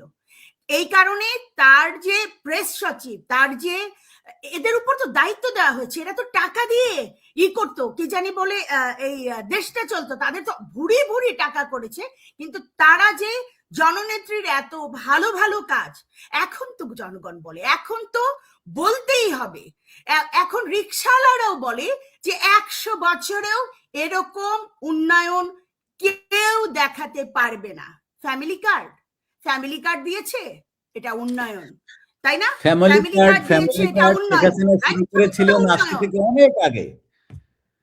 ফ্যামিলি কার্ড যেটা নাম ছিল স্মার্ট কার্ড, যেটা নাম ছিল স্মার্ট কার্ড, এবং এটাই ফ্যামিলি কার্ডের থেকে অনেক উন্নত। এবং সেটা অদ্ভুত বিষয় কি জানেন, আমি এখানে আমাকে একটা কথা বলতেই হচ্ছে, সেটি হচ্ছে স্মার্ট কার্ড কোন একটা কারণে, আমি স্মার্ট কার্ডের বিষয়টা জানি, কারণ স্মার্ট কার্ড নিয়ে একটি বিজ্ঞাপন টাইপের একটি কাজ করার কথা ছিল, এবং যাদের সাথে যারা এটার জন্য টেন্ডার জমা দিয়েছিল সেই ফার্মটার সাথে আমার কোনো না কোনোভাবে যোগাযোগ ছিল অনেক আগে। আমি ফ্যামিলি কার্ডের মানে স্মার্ট কার্ডের কথা জানি যে স্মার্ট কার্ড এইভাবে করার কথা ছিল, কিন্তু you know another project too, mega project, you never talk about it, the trash utilization. I talk about you with যখন আমি নরওয়ে ছিলাম তখন এই বিষয়টা নিয়ে আমি আপনার সাথে কথা বলেছিলাম।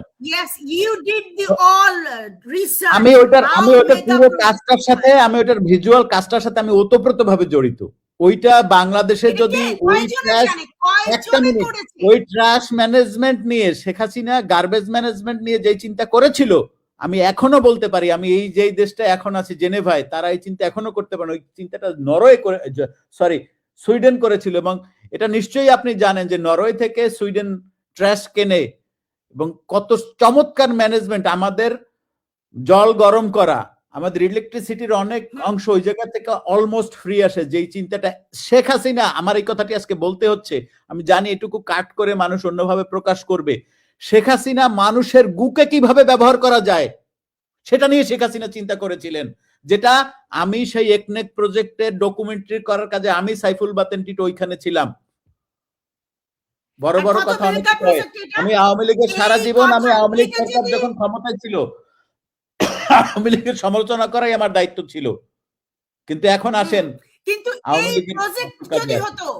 প্রজেক্ট যদি হতো বাংলাদেশের বন্যা খরা এগুলো সব নিরাময় হতো না। আমাদের দেশে, বাংলাদেশের ঢাকা শহর কেন ডুবে যায়? আমাদের ছ্যাচরামির কারণে। আমরা কোখাই টাস, আমরা চিপস খাই, এখানে ফেলো, তারপরে আমরা এই কি জানি বলে যে বাসে অমুক তমুকে আমরা একটা পলিথিন অথবা একটা পেপার ব্যাগ নিয়ে যাই না বমি করার জন্য, এখানে মানে আমাদের খাচ্ছামি স্বভাব, খাসলতি স্বভাব তো আছেই, আছে না? কিন্তু আমাদের জননেত্রী অভিভাবক, মানে আমার সন্তানদের, আমার লোকদের কি করে একটা ভালো এনভায়রনমেন্ট দেওয়া যায়, এটার জন্য গ্যাস প্রজেক্ট, রেল প্রজেক্ট, তারপরে বিদ্যুৎ প্রজেক্ট, তারপরে you name it, she has done it. মাত্র 200 কোটি টাকা IMF এ ছিল, লোন ছিল। 18 মাসে 23 কোটি, মাত্র 2 কোটি ছিল, 18 মাসে 23 কোটি করে গেছে। সংস্কার কি? ওই যে চলটা, নখের ওই নেল পালিশ যেমন চলটা উঠে সেরকম চলটার রাস্তা, তাই না? শেখ হাসিনা করেনি এগুলো প্রচার করেনি। ওর কথা হচ্ছে বৃক্ষ তোমার নাম কি, ফরে উনি চেয়েছেন, উনি এটা মানুষকে, জনগণকে দিয়ে বোঝাবেন, দেখো আমি কি করেছি। আমরা কিন্তু তার আশেপাশের যে নেতা নেত্রী, তারা নাকে সরিষার, এই যে আপনি আমাকে বলেছেন নাকে সরিষার তেল দিয়ে ঘুমালে কিন্তু ভালো ঘুম হয়, কারণ সব ব্লক ওপেন হয়ে যায়, রাইট? একদিন এটা নিয়েও আপনার সাথে আমার কথা হচ্ছে। এরা নাকে তেল দিয়ে, সরিষার তেল দিয়ে এরা নাক ডেকে ঘুমিয়েছে, অথচ আমাদের জননেত্রী 6 ঘন্টাও ঘুমাতে পারেনি প্রতিদিন। 72 ইয়ার্স ওল্ড ছিল উনি যখন লিভ করেছে বাংলাদেশ। একটা 72 ইয়ার্স, আপনি আমি আমাদের বাবা মাকে এরকম ভাবে আমরা কোনোদিন কষ্ট করাবো যদি আমরা মানুষ হই? আমরা এখন মানুষ না। আমরা এই যে আপনি আমাকে যে প্রশ্ন করেছেন, সোসাইটিতে টুপি আলা বেড়ে গেছে, ধর্মভীরু বেড়ে গেছে, ধর্ম কি শেখায়? আমার ধর্ম, আপনার ধর্ম, অন্যের ধর্ম, ধর্ম কি শেখায়? সহিষ্ণুতা। ধর্ম কি শেখায়? ধর্ম আসলে কি বলতে চায়? ধর্ম বলতে চায় মানুষের প্রতি শ্রদ্ধা, প্রেম, ভালোবাসা, এগুলো বাড়ুক।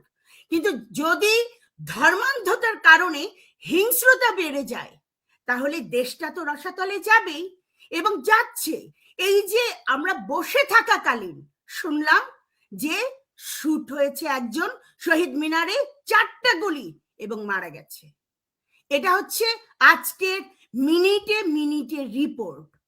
যে দেশ উনি করে গেছেন জননেত্রী, যে দেশ উনি করে যাবার, মানে তার বাবার, মানে আমি তো তার বাবার প্রতিদিনই ভাষণ শুনি।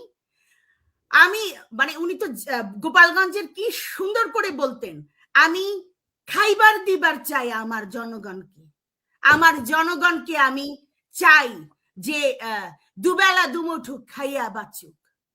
বঙ্গবন্ধুর কথা, বা আমি বঙ্গবন্ধুর ভাষণ, আমি প্রাইম মিনিস্টার হতে চাই না, আমি প্রাইম মিনিস্টার হইবার চাই না, আমি চাই আমার দেশের, যে দেশ আমার এক ডাকে সবাই মাঠে ঘাটে নেমে এসছে, এই জনগণ বাঁচুক।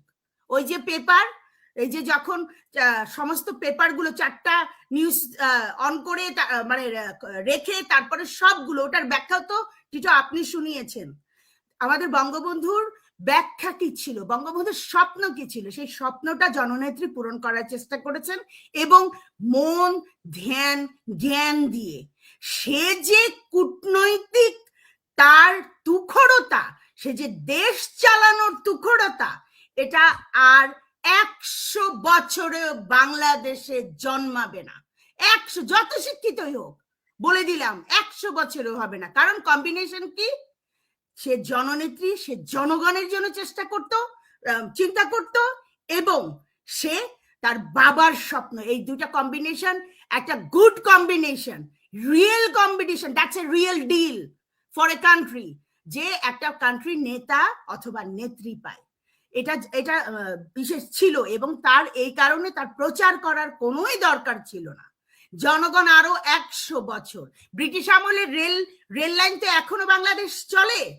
এই শেখ হাসিনার এই প্রজেক্ট গুলো, এটা 100 বছর মানুষ জানবে, এবং আজ হোক কাল হোক বলবে। আর কিন্তু এই যে আমি এত কষ্ট পেয়েছি যে সংসদে আমার সোনার বাংলা গেছে, এক গোষ্ঠী দাঁড়ায়নি। কারা দাঁড়ায়নি? প্রত্যেক জনের মাথায় টুপি পরা ছিল। Have you seen that Tito? প্রত্যেক জনের মাথায় টুপি ছিল, যে তারা দাঁড়ায়নি। এই আমাদের জাতীয় সঙ্গীত বাজানো হয়েছে, দেশটা মানে এক্সট্রিম। আমরা তো বলি যে বিএনপি আসাতে আসলে র্যাডিক্যালিজম থেকে আমরা মানে ব্রিথ করতে পেরেছি। ওই যে একই মায়ের পেটের দুই ভাই, যারা জামায়াত প্রকাশ্যে করতে পারে না তারা বিএনপি করে, এটা সবাই জানি। সো যারা জামায়াত প্রকাশ্যে বলতে পারে না আমি জামায়াত ইসলাম করি, তারা বিএনপি করে। সো আমার কাছে কিন্তু বিএনপিতেও মুক্তিযোদ্ধা, অবশ্যই অবশ্যই আমাদের মুক্তিযোদ্ধা আছে। আমাদের উনি বলেছেন যে আওয়ামী লীগ যেভাবে বলতে পারে যে আওয়ামী লীগ মুক্তিযোদ্ধাদের দল, সেই কথাটি বিএনপির বলার অবকাশ নাই, কারণ বিএনপি তো আর মুক্তিযোদ্ধাদের দল না। এটা এখানে একটু আমাদের একটু ব্যাপার আছে। বিএনপিতে অবশ্যই অনেক মুক্তিযোদ্ধা রয়েছেন, সেই বিষয়ে আমাদের কোনো আপত্তি নাই, সেই বিষয়ে আমাদের কোনো বক্তব্য মানে একদমই বক্তব্য। ভাই আমার একটা কথা আছে, এই দুজন থামেন।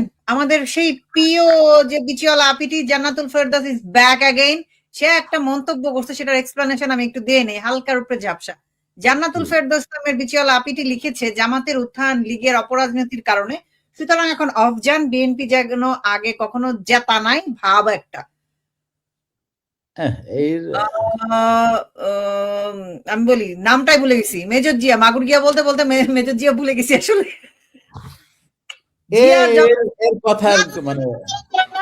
এইগুলা ইতিহাস বারবার বলতে হবে, বারবার একদম পয়েন্টে টাচ করতে হবে, যেন এদের মাথায় এটা একদম ছাপ বসা যায় ব্রেনের মধ্যে।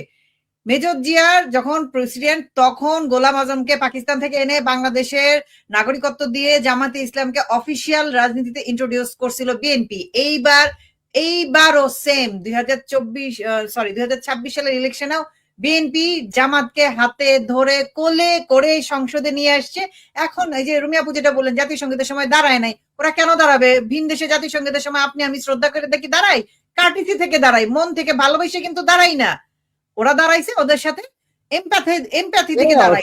একটা বিচিওয়ালার কথায় আপনি না বিচিওয়ালার কথাটা তো শুধু বিচিওয়ালার না, লক্ষ মানুষের প্রাণের কথা, যে জামাতকে লীগ তোষণ করে। ভাই কি ঠেকা আছে?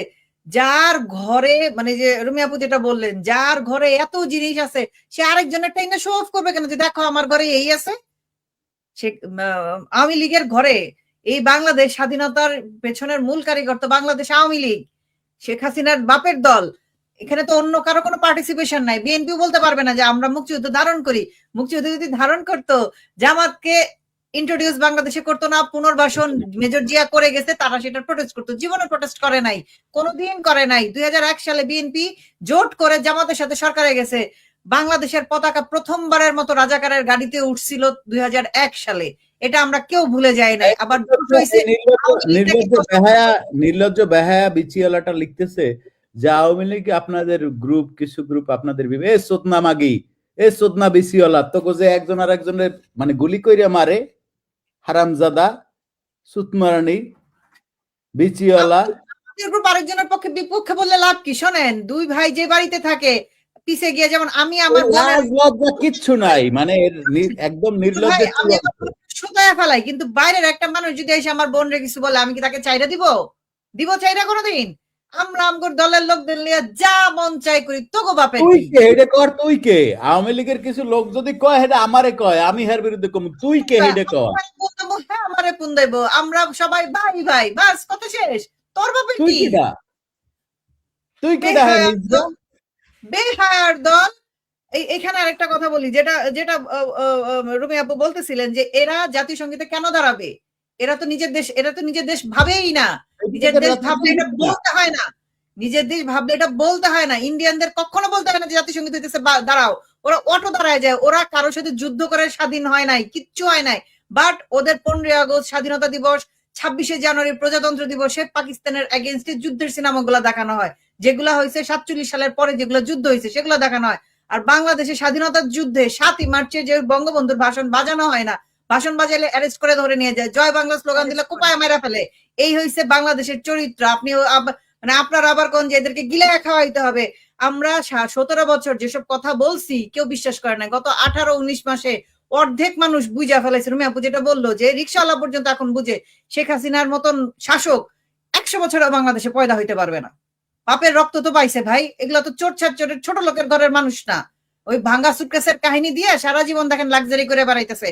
আমাদের মুসলেকা রহমান আর তার বউয়ের ছবি দিয়ে নিউজ হয় সাধারণ জীবন যাপন করে। এই চোদনার পুতাইন, যার জীবনের কোনো ডিগ্রি নাই, কোনো স্বীকৃত প্রফেশন নাই, সে এত লাক্সারি কার দিয়ে লন্ডনে বিলাতে কিভাবে বাস করে গেছে সেই প্রশ্ন কোনোদিন করে নাই। এখন আসছে বাংলাদেশে, এখানে মুসলেকা রহমান ফরাধীন মন্ত্রী হয়ে এখন নিউজ করতে আসছো যে সাধারণ জীবন যাপন করেন তারা।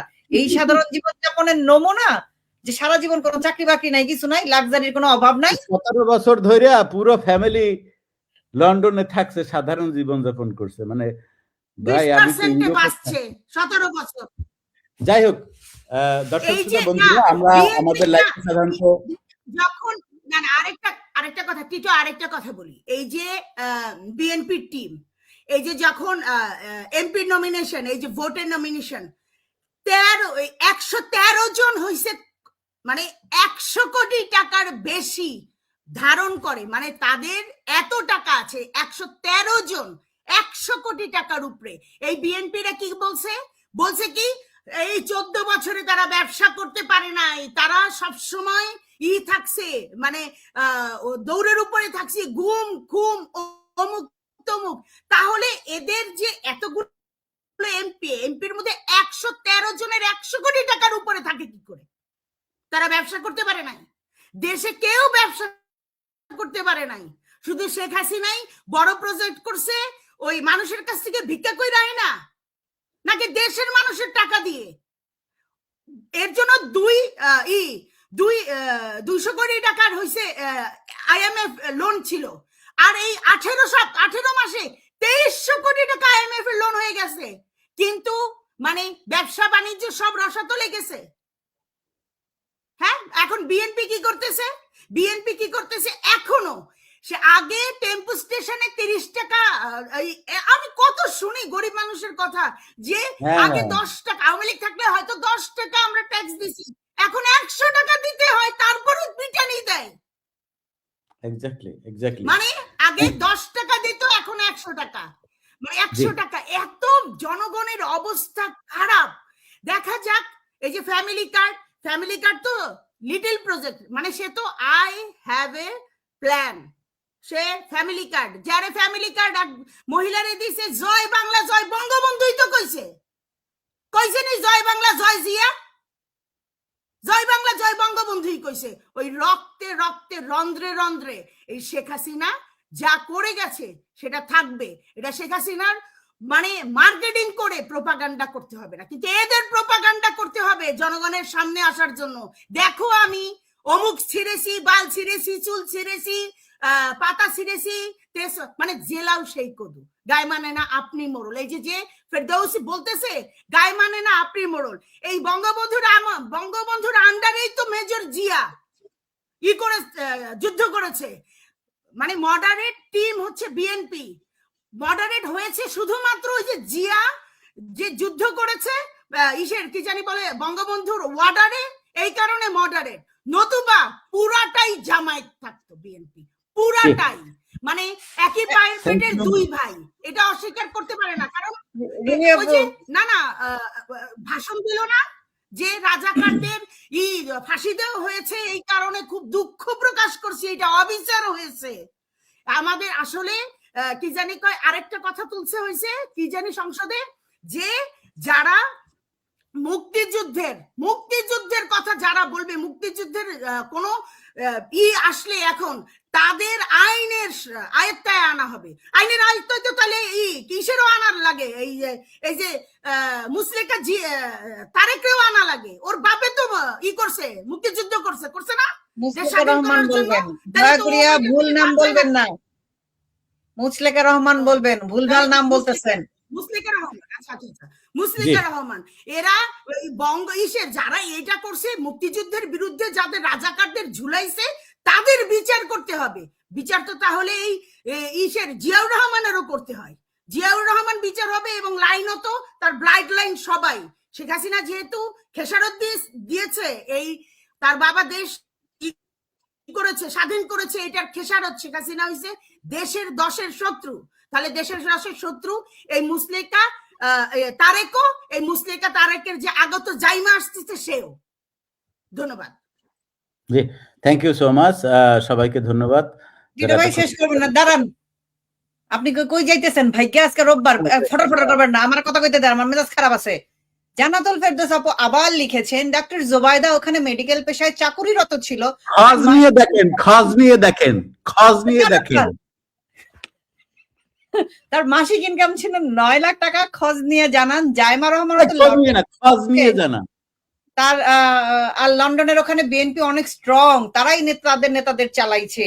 আর লন্ডন থাকতে কি কোটিপতি হওয়া লাগে? আর কেউ লন্ডনে থাকে না? ইউকেতে এনএইচএস এ জব করতে যে কোয়ালিফিকেশন লাগে, যেসব এক্সাম দিয়ে তারপর এনএইচএস এ ডক্টর হিসেবে ঢুকতে হয়। সরকারি ডাক্তারের হিসাব বললাম, বেসরকারিটাতে গেলামই না। এখানে চেম্বার খুইলা বাংলাদেশের মতো গলির মোড়ে একটা চেম্বার খুইলা সাইনবোর্ড টাঙ্গায় বসে যাবো যে 9টা থেকে 12টা পর্যন্ত একদমই সম্ভব না, পসিবল, নট ফাকিং পসিবল। লিখছে 9 লাখ টাকা ইনকাম ছিল। বাংলা টাকায় 9 লাখ টাকা পাউন্ডে কনভার্ট করলে খুব বেশি টাকা হয় না, সেটা দিয়ে 2 মাসের বাসা ভাড়াও হয় না। যে লাক্সারি বাসা তারা থাকছে এবং যে গাড়ি চড়ে 1 মাসের ভাড়াও হয় না। এই বিচিওয়ালা একদম খুবই অশিক্ষিত, মানে অশিক্ষিত হয় না, শোনেন কোন লেভেলের অশিক্ষিত। এইজন্য না, অশিক্ষিত দেখেই শোনেন টিটো ভাই, অশিক্ষিত দেখেই সে সত্য বচনটা দিয়ে গেছে যে 10% তার নেতা সবার কাছ থেকে খাইয়া চলছে এত বছর। দেখেন লিখে রেখে গেছে। অশিক্ষিত না হইলে এই কথা লিখতো? আপনি বলেন ওখানকার বিএনপির স্থানীয় নেতারা তারে চালাইতো। হ্যাঁ 10% খাইছে, রিটার্ন দিয়ে গেছে যে আমার নেতা 10% খায়। মানে কি স্বীকারোক্তি, সহজ স্বীকারোক্তি, মানে শিক্ষা, এত শিক্ষায় শিক্ষিত কিন্তু মানে আমরা শোন, তুই আমার কথা শোন রুমি, সরি, মানে আমরা ইউরোপে থাকি না, ওই থাকে, মানে 9 লাখ টাকা পাইতো। খোঁজ নিয়ে দেখেন। মানে এখানে আমি একজন ফার্মাসিস্ট, আমি যে বেতন পাবো সেটা ট্যাক্স টুক্স কাইটা আমার হাতে কয়টা টাকা থাকবে ভাই? আপনি কোন তো, যেখানে ডাক্তারের উপরে হয়েছে ফার্মাসিস্ট। আপনি তো এটা জানেন, অ্যাটলিস্ট দেশে ইউরোপ আমেরিকাতে ডক্টরের আগে হচ্ছে ফার্মাসিস্ট, দেন আসে ডক্টর। সেখানে আমাকে শিখাই দিয়েছে যে খোঁজ নিয়ে দেখেন 9 লাখ টাকা স্যালারি পাইতো। 9 লাখ পাউন্ড পাইতো কি? এখানে কোন ডাক্তারের স্যালারি 9 লাখ পাউন্ড সম্ভব না, সরি। বছরের হিসাব ডিফারেন্ট, সেইটার জন্য আপনাকে এক্সট্রা অর্ডিনারি ডক্টর হইতে হবে, আপনার প্রাইভেট ক্লিনিক থাকতে হবে। সেইটার কি বলদের ইয়ে দিয়ে বের হবে? বলদের ইয়ের কথায় মনে পড়ে গেল আপনার যেটা ভুলে যাচ্ছেন, এত ভারত বিরোধিতা, এত কিছু। আমাদের প্রিয় মহান নেতা হাদির হত্যাকারী ইন্ডিয়াতে ধরা পড়ছে এবং সেটা নিয়ে কারো কোনো দনকিলাপ মঞ্চের, আমরা গত রোববারে যেটা বলছিলাম, চাই না, এখন তারা হাদি হত্যার বিচার চায় না, এখন কোনো আওয়াজ নাই। প্রতিদিন যেখানে বিপ্লব হইতো, বিক্ষোভ হইতো, মিছিল হইতো, হাদি হত্যার বিচার চাই, খুনি ধরো খুনি ধরো, এখন ধরে আনছে, এখন তাদের কোনো কথা নাই, এখন তাদের কোনো সে নাই, মানে যার যার দল নিজের মুখে ঢুকায় বসে আছে। আমি এখন যারা মনে করেন দেশ তামা করে ফেলছিল, জ্বালাও পোড়াও কইরা, যারা ফেসবুকে এখন পর্যন্ত তাদের সন্তানকে হাদি বানাবে এবং তাদের ছেলে সন্তানকে অবশ্যই হাদি বানাবে যেন বড় হইয়া মায়ের সৌয়া মাওয়া চিরা দিতে পারে, বুঝছেন, সেই আপিদেরও ভুস্কি খানকিদেরও কোনো বক্তব্য আমি দেখতে পাইতেছি না। আমি প্রত্যেককে নক করতেছি, মানে তাদের কোনো মানে আমার কথা এখন এড়াইয়া যাইতেছে। তার চেয়েও মজার বিষয় কি জানেন, এই যে যাদেরকে আমরা লাল মাগি, লাল বদর, লাল বলদ বলে গাইলাই, এদেরকে যখন আপনি বলবেন যে কেমন লাগে রাজাকার সংসদে, তখন বলে কি যাই হোক সবই লীগের দোষ। আমি বললাম লীগের দোষ কি, লীগ তো বলছে লীগ না থাকলে এরাই আসবে, তোমাদের ভালো লাগে নাই। বলেন জনগণের ভোটে জিতে আসতে হবে, জোর করে থাকা যাবে না। যে জনগণের ভোটে রাজাকার জিতে সংসদে যায় সেই ভোটে চোদার টাইম আমার ইন্ডিয়ার নাই। আমার মনে হয় বাংলাদেশ আওয়ামী লীগের সেই ভোট চোদার দরকার নাই। যে গণতন্ত্রের রাজাকার ভোট পায় পাবলিকের, এবং যে বক্তব্যের বাচ্চা বিশ্বাস করে যে এই রাজাকার গুলা এবং আমাদের মুসলেকা রহমান জনগণের ভোট পাইয়া 26 সালে ত্রয়োদশ সরকার গঠন করছে, এদের গু মানে মানে মানে গু ওইখানে থাকে না, গু আসলে এইখানে, বুঝছেন, রুমি আপু বললো না গু আসলে এইখানে। নাইলে কিভাবে বিশ্বাস করে আওয়ামী লীগের মার্কা না রেখে ইলেকশন করছে, কইরা তারা বলতেছে জনগণ চুজ করছে ভোট দিয়ে তাদের নেতা বানাইছে। নেতা কারে বানাইছে? সাদা শকুনকে তো বানায় নাই, ঠিক আছে বাইচ্চা গেছি। ব্যাপারটা হইছে এরকম, গুলি খাইছে কপালে, কপালে গুলি খায় মরে গেছে, চোখ তো নষ্ট হয় নাই, এরকম হইছে না।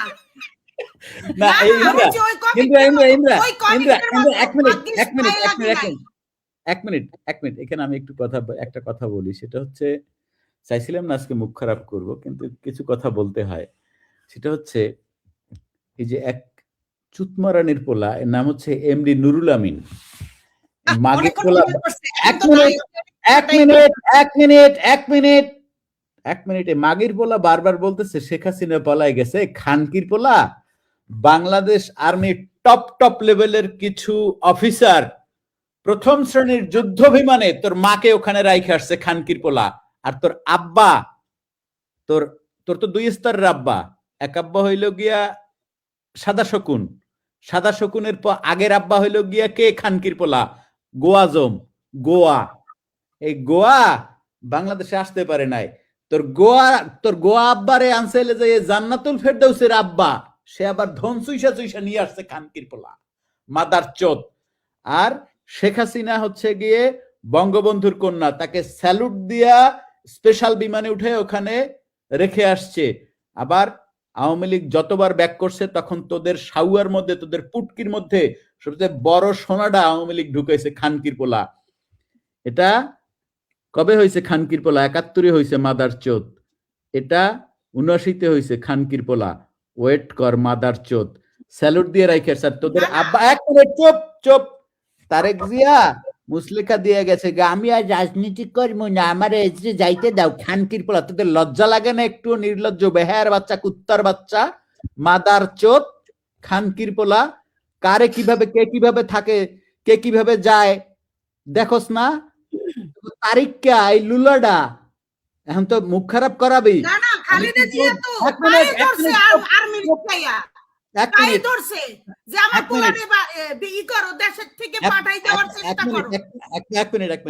তারেক রহমান বর্তমানে আমারও প্রধানমন্ত্রী, নো ডাউট অ্যাবাউট ইট, আমি স্বীকার করি আর না করি। সুতরাং তারে নিয়ে কোনো বাজে কথা বলতে চাইছিলাম না।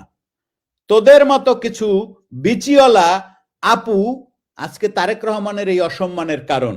তারেক রহমানকে আমি এখনো অফিসিয়ালি বলি, উনি মাননীয় প্রধানমন্ত্রী জনাব Tarek Rahman, no doubt about it. কে কি মনে করেন, ইন্দ্রা কি মনে করেন, রুমি কি মনে করেন, সেটা আলাদা ব্যাপার, কিন্তু রাষ্ট্রীয় সম্মান অনুযায়ী আমি এখনো বলবো জনাব বাংলাদেশের গণপ্রজাতন্ত্রী বাংলাদেশের মাননীয় প্রধানমন্ত্রী জনাব তারেক রহমান। কিন্তু চোদানির পোলা, খানকির পোলা, বিচিয়ালা, শুয়ারের বাচ্চা, মাদার চোদ, খানকির পোলা, শুয়ারের বাচ্চারা, তোরা আজকে এই কথাগুলো আমাদের মুখ দিয়ে বাইর করছিস। আমরা কিন্তু প্রথমে ইন্দ্রা, রুমি, বা আমরা কেউ কিন্তু এই ওনার সম্পর্কে কোনো খারাপ কথা বলি নাই। আজকে শেখ হাসিনার সম্পর্কে কথা বলতেছো, সুদানির পোলা, খানকির পোলা, মাদার চোদ। শেখ হাসিনা হচ্ছে গিয়ে সেই ব্যক্তি যাকে বাংলাদেশ সেনা নৌ বিমানের সর্বোচ্চ অফিসাররা স্যালুট দিয়া একটা স্পেশাল বিমানে উঠে ওখানে নিরাপদে রাইখে আসছে, কারণ বাংলাদেশ আন্ডার অ্যাটাক অফ জঙ্গি। বুঝতে পারছো খানকির পোলারা, মাদার চোদরা, শুয়োরের বাচ্চা। শেষ করলাম, সবাই ভালো থাকবেন। তাই না, দিল্লিতে ল্যান্ড করছে, এসএসএফ এর পাইছে, প্রোটোকল পাইছে, ওইখান থেকে তারপরে তারকে যেখানে রাখা হয়েছে সেখানে এসএসএফ এর প্রোটোকল পাইছে, দিল্লিতে কিভাবে আসছে শেখ হাসিনা। আপনারা যেটা মিস করে যাচ্ছেন সেটা হচ্ছে বাংলাদেশ আর্মি যখন হেলিকপ্টার দিয়ে প্রধানমন্ত্রী শেখ হাসিনাকে দিল্লিতে নিয়ে গেছে, সেখানে বাংলাদেশ সেনাবাহিনীর লোকজন রেস্ট করছে, রিফুয়েলিং করছে, হেলিকপ্টার যেসব চেকিং করতে হয় চেক টেক করে তারপর তারা সুন্দর মতো আবার বাংলাদেশে ব্যাক করছে। যদি পালায়ে যাইতো ওই হেলিকপ্টার এবং ওই অফিসাররা বাংলাদেশে ফিরতো না, সিম্পল। এবং তারাও পালিয়ে গেছে লগে। এবং প্রধানমন্ত্রী শেখ হাসিনা নরেন্দ্র মোদী সহ ইন্ডিয়ার সকল দলের কি রাজি হওয়ার ভিত্তিতে সকল দল একমত হইছে যে প্রধানমন্ত্রী শেখ হাসিনা দিল্লিতে থাকবেন এবং ইন্ডিয়ার গেস্ট হিসেবে সর্বোচ্চ প্রোটোকলে থাকবেন। ওনাকে তারা সেইটা দিছে। কেন? উনি বঙ্গবন্ধুর কন্যা বললে। মাজা ভাঙ্গা তারেককে কিন্তু সেখানে ঢুকতেও দেয় নাই যখন মুসলেকা দিছে। মাজা ভাঙ্গা তারেক অনেকগুলো পেজ লিখে গেছে। হ্যাঁ, আজকে আমি এই মুহূর্তে শুয়োরের বাচ্চাদের কথা অনুযায়ী আমি তাকে মাননীয় প্রধানমন্ত্রী তারেক রহমান বলবো না, কিন্তু অফিসিয়ালি অবশ্যই আমি তাকে বলবো মাননীয় প্রধানমন্ত্রী তারেক রহমান। অবশ্যই আমি এটা বলবো, অবশ্যই এবং অবশ্যই বলবো গণপ্রজাতন্ত্রী বাংলাদেশ সরকারের মাননীয় প্রধানমন্ত্রী তারেক রহমান। আপনারা স্বীকার করেন কি না করেন আমি বলবো। স্বীকার না করে তো উপায় নাই, ইঞ্জিনিয়ারিং করে খানকির পোলারা, মাদার চোদেরা, হিজরার বাচ্চারা, তোরা আজকে এই কথাগুলো বলাইছিস, তোদের নেতারে এইভাবে অপমান করাইছিস যে মাজা ভাঙ্গা তারিখ ক্যা, যে মুসলেকা দিয়ে গেছে গা। শুয়ারের বাচ্চা, দেখছোস কে কার কার কার কিভাবে গাইল শোনায়। মাদার চোদেরা, শুয়ারের বাচ্চারা। গণপ্রজাতন্ত্রী বাংলাদেশ, এক মিনিট গণপ্রজাতন্ত্রী বাংলাদেশ সরকারের মাননীয় প্রধানমন্ত্রী Sheikh Hasina, when she was under attack of some Islamic militant, then internationally এই ধরনের ডিসিশন নেওয়া হয়েছে, তাকে খুব চমৎকার ভাবে সেভ করা হবে, যার কারণে বাংলাদেশ আর্মি, ইন্ডিয়ান আর্মি এবং ইন্টারন্যাশনাল সহযোগিতায় তাকে বিশেষ বিমানে আর্মির অফিসারদের স্পেশাল প্রোটোকল দিয়ে তাকে দিল্লিতে রেখে আসা হয়েছে। শুয়োরের বাচ্চা, মাদার চোদ। এখন কেমন লাগে? এখন ভাল লাগে না? মাজা ভাঙ্গা নেতা, মাজা ভাঙ্গা শিক্ষকরা। না না না না, একটা কথা, শুরু থেকে কিন্তু দেখ রুমি একটা জিনিস দেখ দোস্ত, শুরু থেকে কিন্তু আমি মাননীয় প্রধানমন্ত্রী তারেক রহমান বলে আসছি। শুরু থেকে কিন্তু আমি কথাটা বলে আসছি, কারণ উনি আমার সংবিধান অনুযায়ী উনি আমার প্রধানমন্ত্রী। না মানে জননেত্রী হচ্ছে এখন 78 বছর বয়স। এই যে একটা গন্ডমূর্খ ঘাসখোর ইয়াসমিন বেগম ছেলে মেয়ে নাম দেওয়া, ওই হারামজাদা, তোর নানি কি 80 বছরে প্রেগনেন্ট হয় নাকি তুই প্রেগনেন্ট নিজে হইছস 80 বছরে? ইয়াসমিন বেগম, তুই শেখ হাসিনারে বলতেছিস যে প্রেগনেন্ট নাকি? তো বিসি আছে, তুই বুঝছ নাই আবার। ওর দুইটা বিসিও আছে, ও নিজে রুমি আপু এবং টিটো ভাই দুজনেই শোনেন।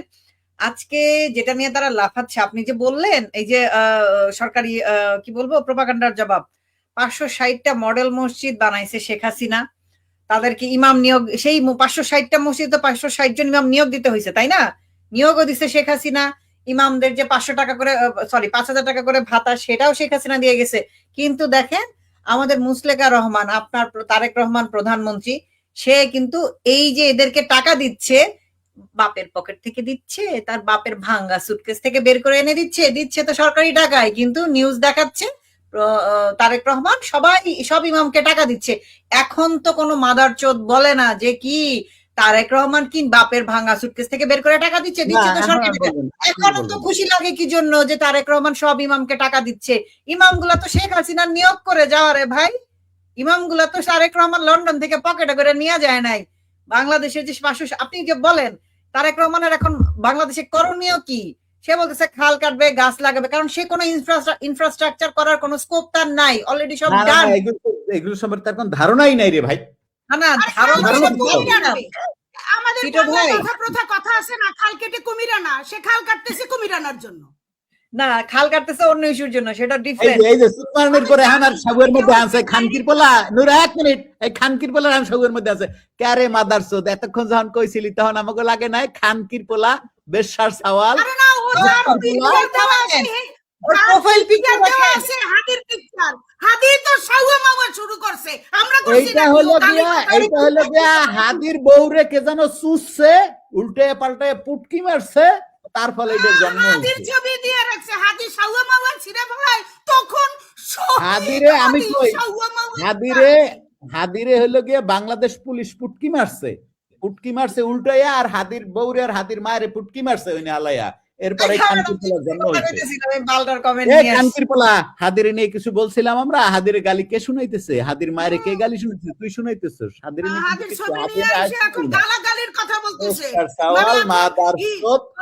তোর হাদি তো রেগুলার। এই এক মিনিট, হাদি হলো গিয়া রেগুলার পুরান ঢাকায় পুটকি মেরা দিয়ে টাকা আয় করতো, এটা জানেন আপনারা? হাদি কিন্তু রেগুলার পুটকি মেরা দিয়ে টাকা আয় করতো। এই যে নুরুল আমিন জানে এটা, ওই কইছে আমার ইনবক্সে একদিন যে টিটো ভাই আপনি জানেন যে হাদি ভাই হচ্ছে কি পুরান ঢাকায় পুটকি মেরা দিয়া, ও একবার পুটকি মেরা দিত 20 টাকা আয় করতো হাদি। জানেন এটা আপনারা? যে জানেন না তো, যে কথা জানেন, ও আমার ইনবক্সে বলছে, যে পুরান ঢাকার যে যাগো মনে করেন বউয়ের বয়স হলো গিয়ে 50-60 হয়ে গেছে, যাগো বউয়ের বোতায় কাম করে না, এই সমস্ত বেডারা পুটকি মারতো হাদিরে আর হাদির বউরে লাগাইতো। তারপরে হচ্ছে হাদি 20 টাকা করে পাইতো, এটা দিয়ে হাদি সংসার চালাইতো। খানকির পোলা কেমন লাগে এবার? মাদার চোদ। শোনেন যেটা বলছিলাম, এই যে শেখ হাসিনা এত কিছু করে গেছে, আমাদের মুসলিকা রহমান কোন ইনফ্রাস্ট্রাকচার বানাবে বলেন? সে ইলেকশনের আগে বলছিল মেট্রো রেল আমাদের তেমন কোনো কাজের না, আমরা মনোরেল বানাবো। মেট্রো রেল দেওয়া যাত্রী উইটা কুলাইতে পারে না, সেখানে মনোরেল বানাবে। আপনি ভাবেন তার জ্ঞান বুদ্ধি, মনে করেন সে 2001 সালের জ্ঞানে পড়ে আছে, ওই জ্ঞানে পড়ে না থাকলে এই কথা কারো বলার কোন লজিক আপনি পান? কুমিল্লা ইপিজেড মানে এই কথাগুলো রিপিট হয়ে যাচ্ছে, আমি জানি কথাগুলো রিপিট হয়ে যাচ্ছে, কারণ এগুলো নিয়ে আমরা অসংখ্যবার কথা বলছি।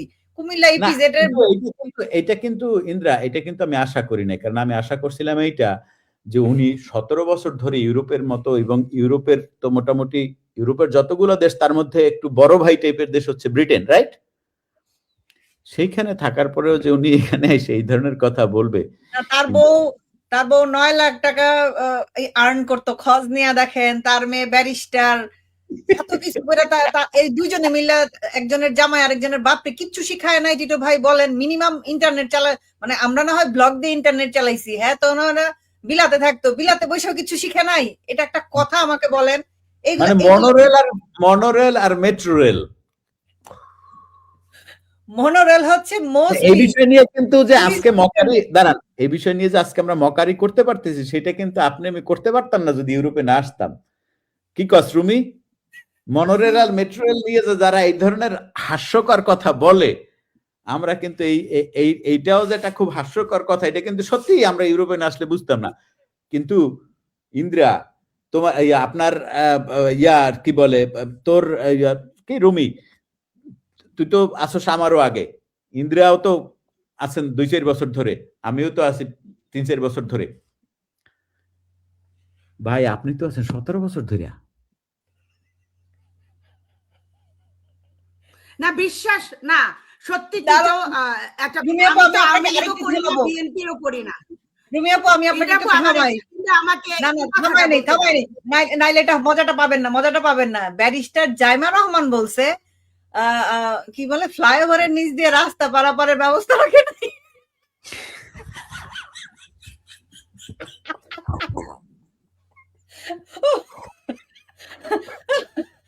এমন ব্যারিস্টারই পড়ছে এদের, মনে করেন ওই যে বংশের একটা ধারা আছে বলে না, যতই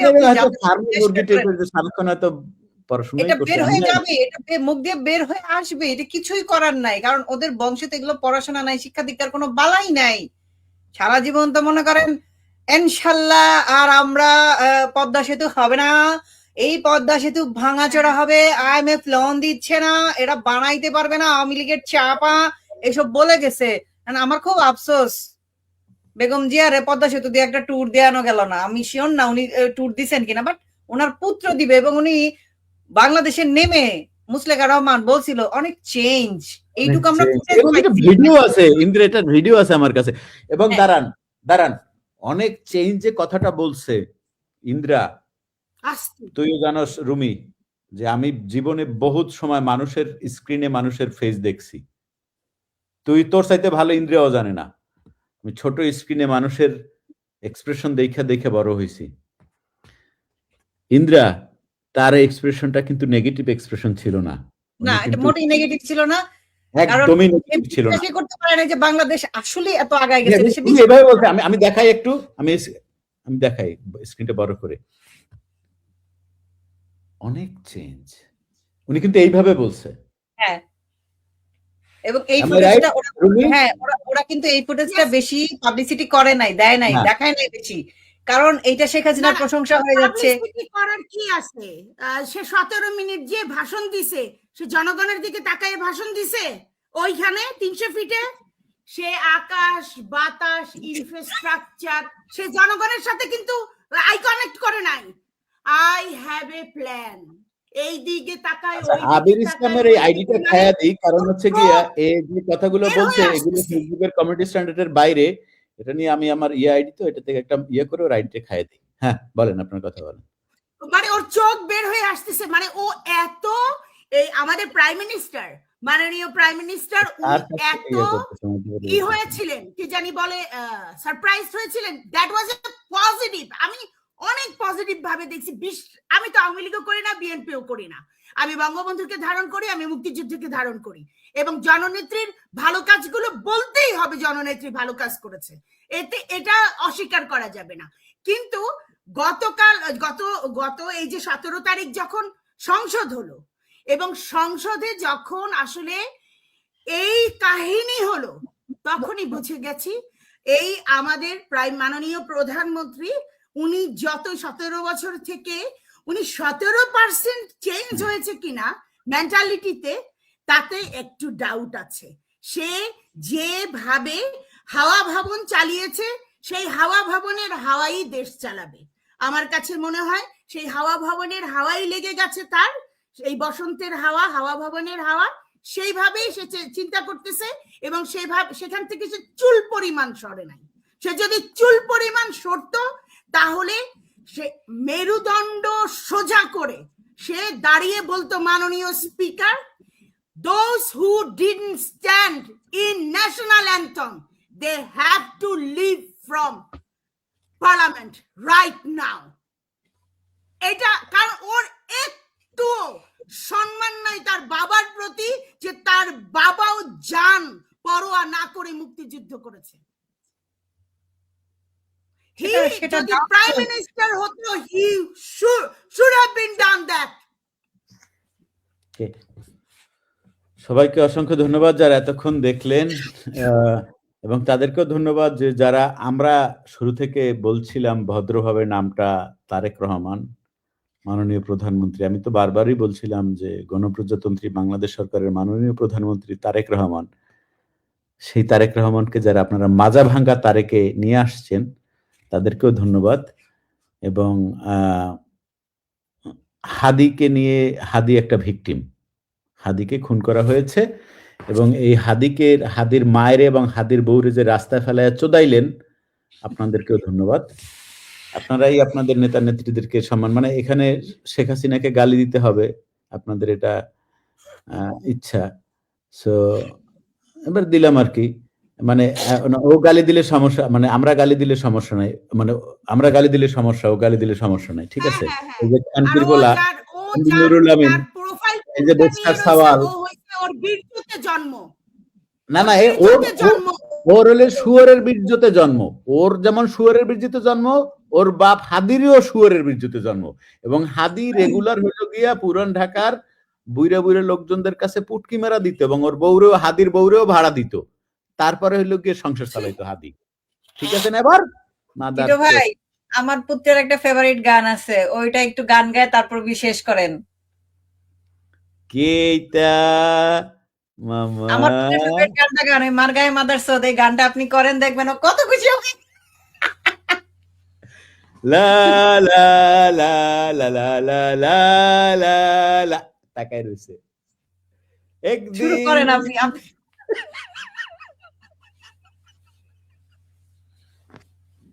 কি সুন্দর হাসি আবার। দেন দেন গানটা দেন, শুরু করেন আপনি, ম্যাজিক দেখবেন।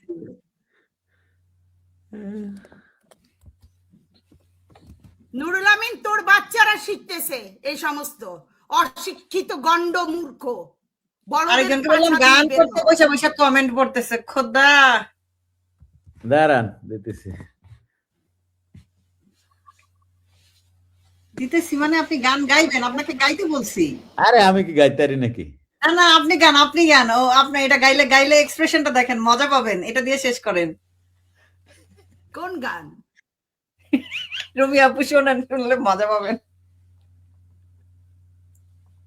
मामा मर जाएगा कुत्ते की मौत, जग में सब कहेंगे मर गया माता चोट। ला ला ला ला ला ला ला ला। এটা পছন্দ করে না আপনি গান, এভাবে না দেখলে ও পছন্দ করে না, ও তো এটা দেখে নাই। मामा ले मामा গানটা করে ফেলেন তাড়াতাড়ি। एक दिन हादी मारेगा कुत्ते का मौत। মইরাই তো গেছে, আবার কি রে ভাই, এখন বিচারও পাইতে না, না। মানুষটা মারা গেছে, আসলে এইটার পক্ষে না আমি। না, অবশ্যই আমি এটার পক্ষে না, আই থিংক ইন্দ্রাও এটার পক্ষে না, কিন্তু শুয়োরের বাচ্চারা যেভাবে কথা বলে আয়সা এখানে কথাগুলো বলতেছে, ওরা গালিগুলো শুনাইতেছে, আমরা তো গালি দিতে চাই নাই। তুই একটা জিনিস খেয়াল কর, আমি কি শুরু থেকে তারেক রহমানের নিয়ে কখনো একটা আজে বাজে কথা বলছি? কখনো হাদিরি নিয়ে একটা বাজে কথা বলছি? এই খানকির পোলারা আইছে গালি শুনাইতে, তাহলে আমাদের গালি দিতে সমস্যা কোথায়? যাই হোক, দর্শক শ্রোতা বন্ধুরা, আশা করি যারা এতক্ষণ ধরে লাইভে শুনছিলেন ধৈর্য সহকারে, সবাই। কিন্তু আসলে না, উত্তেজনা করা উচিত না, আসলে এটা উত্তেজিত আমাদের তাহলে এটারও আগে আমাদের বলা উচিত যে বঙ্গবন্ধুকে নিয়ে, শেখ হাসিনাকে নিয়ে কোনো বাজে কথা বলা উচিত, এটা আমাদের আগে বলা উচিত। তো সবাই ভালো থাকবেন, সুস্থ থাকবেন, আশা করি। আমাদের মামালি, তুমি সেদিন কি খাইতে চাইছিলা বাবার কাছে? আমি দেখেছি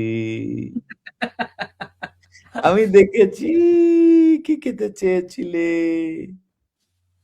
ঠিক আছে, আমরা শেষ করি। তোমাকে খেতে দেয়নি। না, শেষ করি। টিটো, আমি একটু বলি। অ্যাকচুয়ালি এক্সট্রিমলি সরি, আমি বঙ্গবন্ধু এবং জাতির জনকের আসলে অপমানটা খুবই মানে সিরিয়াস ভাবে নিই, বিকজ আমাদের দেশটা তার জন্যই আমাদের বাংলাদেশ নামকরণ হয়েছে এবং পতাকা পেয়েছি, জাতীয় সঙ্গীত পেয়েছি। আসলে মহামান্য এখন যে প্রাইম মিনিস্টার, তার আচরণ, মানে তার যে টলারেন্স, অবশ্যই এটা ধৈর্যের পরীক্ষা, কিন্তু এইটা জাতির প্রতি যখন অনেকই হয়, মানে অপমান জড়িত কিছু হয়, এবং যারা জাতির বিরুদ্ধে, এই দেশটাই চাইনি, জাতির বিরুদ্ধে লড়েছে, এবং মা বোন 30 লক্ষ শহীদের প্রাণ তাদের জন্য গিয়েছে, প্রত্যেকটা প্রাণকে অপমান করা, আমাদের জাতীয় সঙ্গীতটাকে যদি অপমান করা হয়, সেখানে তার একটা রোল প্লে করা উচিত ছিল অ্যাজ এ প্রাইম মিনিস্টার হিসেবে, কারণ তার ঘরেও বউ আছে, তার বাচ্চা আছে, এবং সে একজন মানুষ, সে একজন মুক্তিযোদ্ধার, সে বীর শ্রেষ্ঠর একজন সন্তান, যে স্বাধীনতার ঘোষণা দিয়েছে বঙ্গবন্ধুর ওয়ার্ডারে। তাকে এই দেশের মানচিত্র আমাদের জাতীয় সঙ্গীত একটা সম্মান, সর্বোচ্চ সম্মান। অন্তত পক্ষে আমি আশা করেছি, আমি কোনো দল করি না, নিউট্রাল। আমি আবারও বলছি আমি নিউট্রাল, আমি কোনো দল করি না। এবং হাদিকে যারা আসলে গালি শোনালেন, আসলে হাদির কি আচরণ ছিল এটা আপনারা ভালো করে জানেন, কিন্তু হাদি অ্যাজ এ মানুষ হিসেবে এই পৃথিবী থেকে চলে গেছে, এটার অবশ্যই অবশ্যই আমরা কেউই সাপোর্ট করি না। একটা জলজ্যান্ত প্রাণ। আমি এমন একটা দেশে 20 বছর আছি যেখানে মৃত্যুদণ্ড হচ্ছে হিউম্যান রাইটস ব্রেক। এটা মৃত্যুদণ্ড দেয়া যাবে না হিউম্যান বিইংকে, এটা হিউম্যান রাইটস ব্রেক। এবং এটার প্র্যাকটিস আমি করি এবং নারী অধিকার নিয়ে কথা বলি। সো ক্ষমা সুন্দর দৃষ্টিতে দেখবেন, যাদের আসলে কষ্ট দিয়ে একটু কথা বলেছি, একটু মানে দেশের প্রতি ভালোবাসা থেকেই বলেছি। সো না না, এটা এটা আমি করতে চাই, কারণ নইলে আমি ঘুমাইতে পারবো না, আমি ওই কনসিয়ান্সে আমি থাকবো না। সো আমি দেশকে ভালোবাসি। জয় বাংলা, জয় বঙ্গবন্ধু, জয় স্বাধীনতা।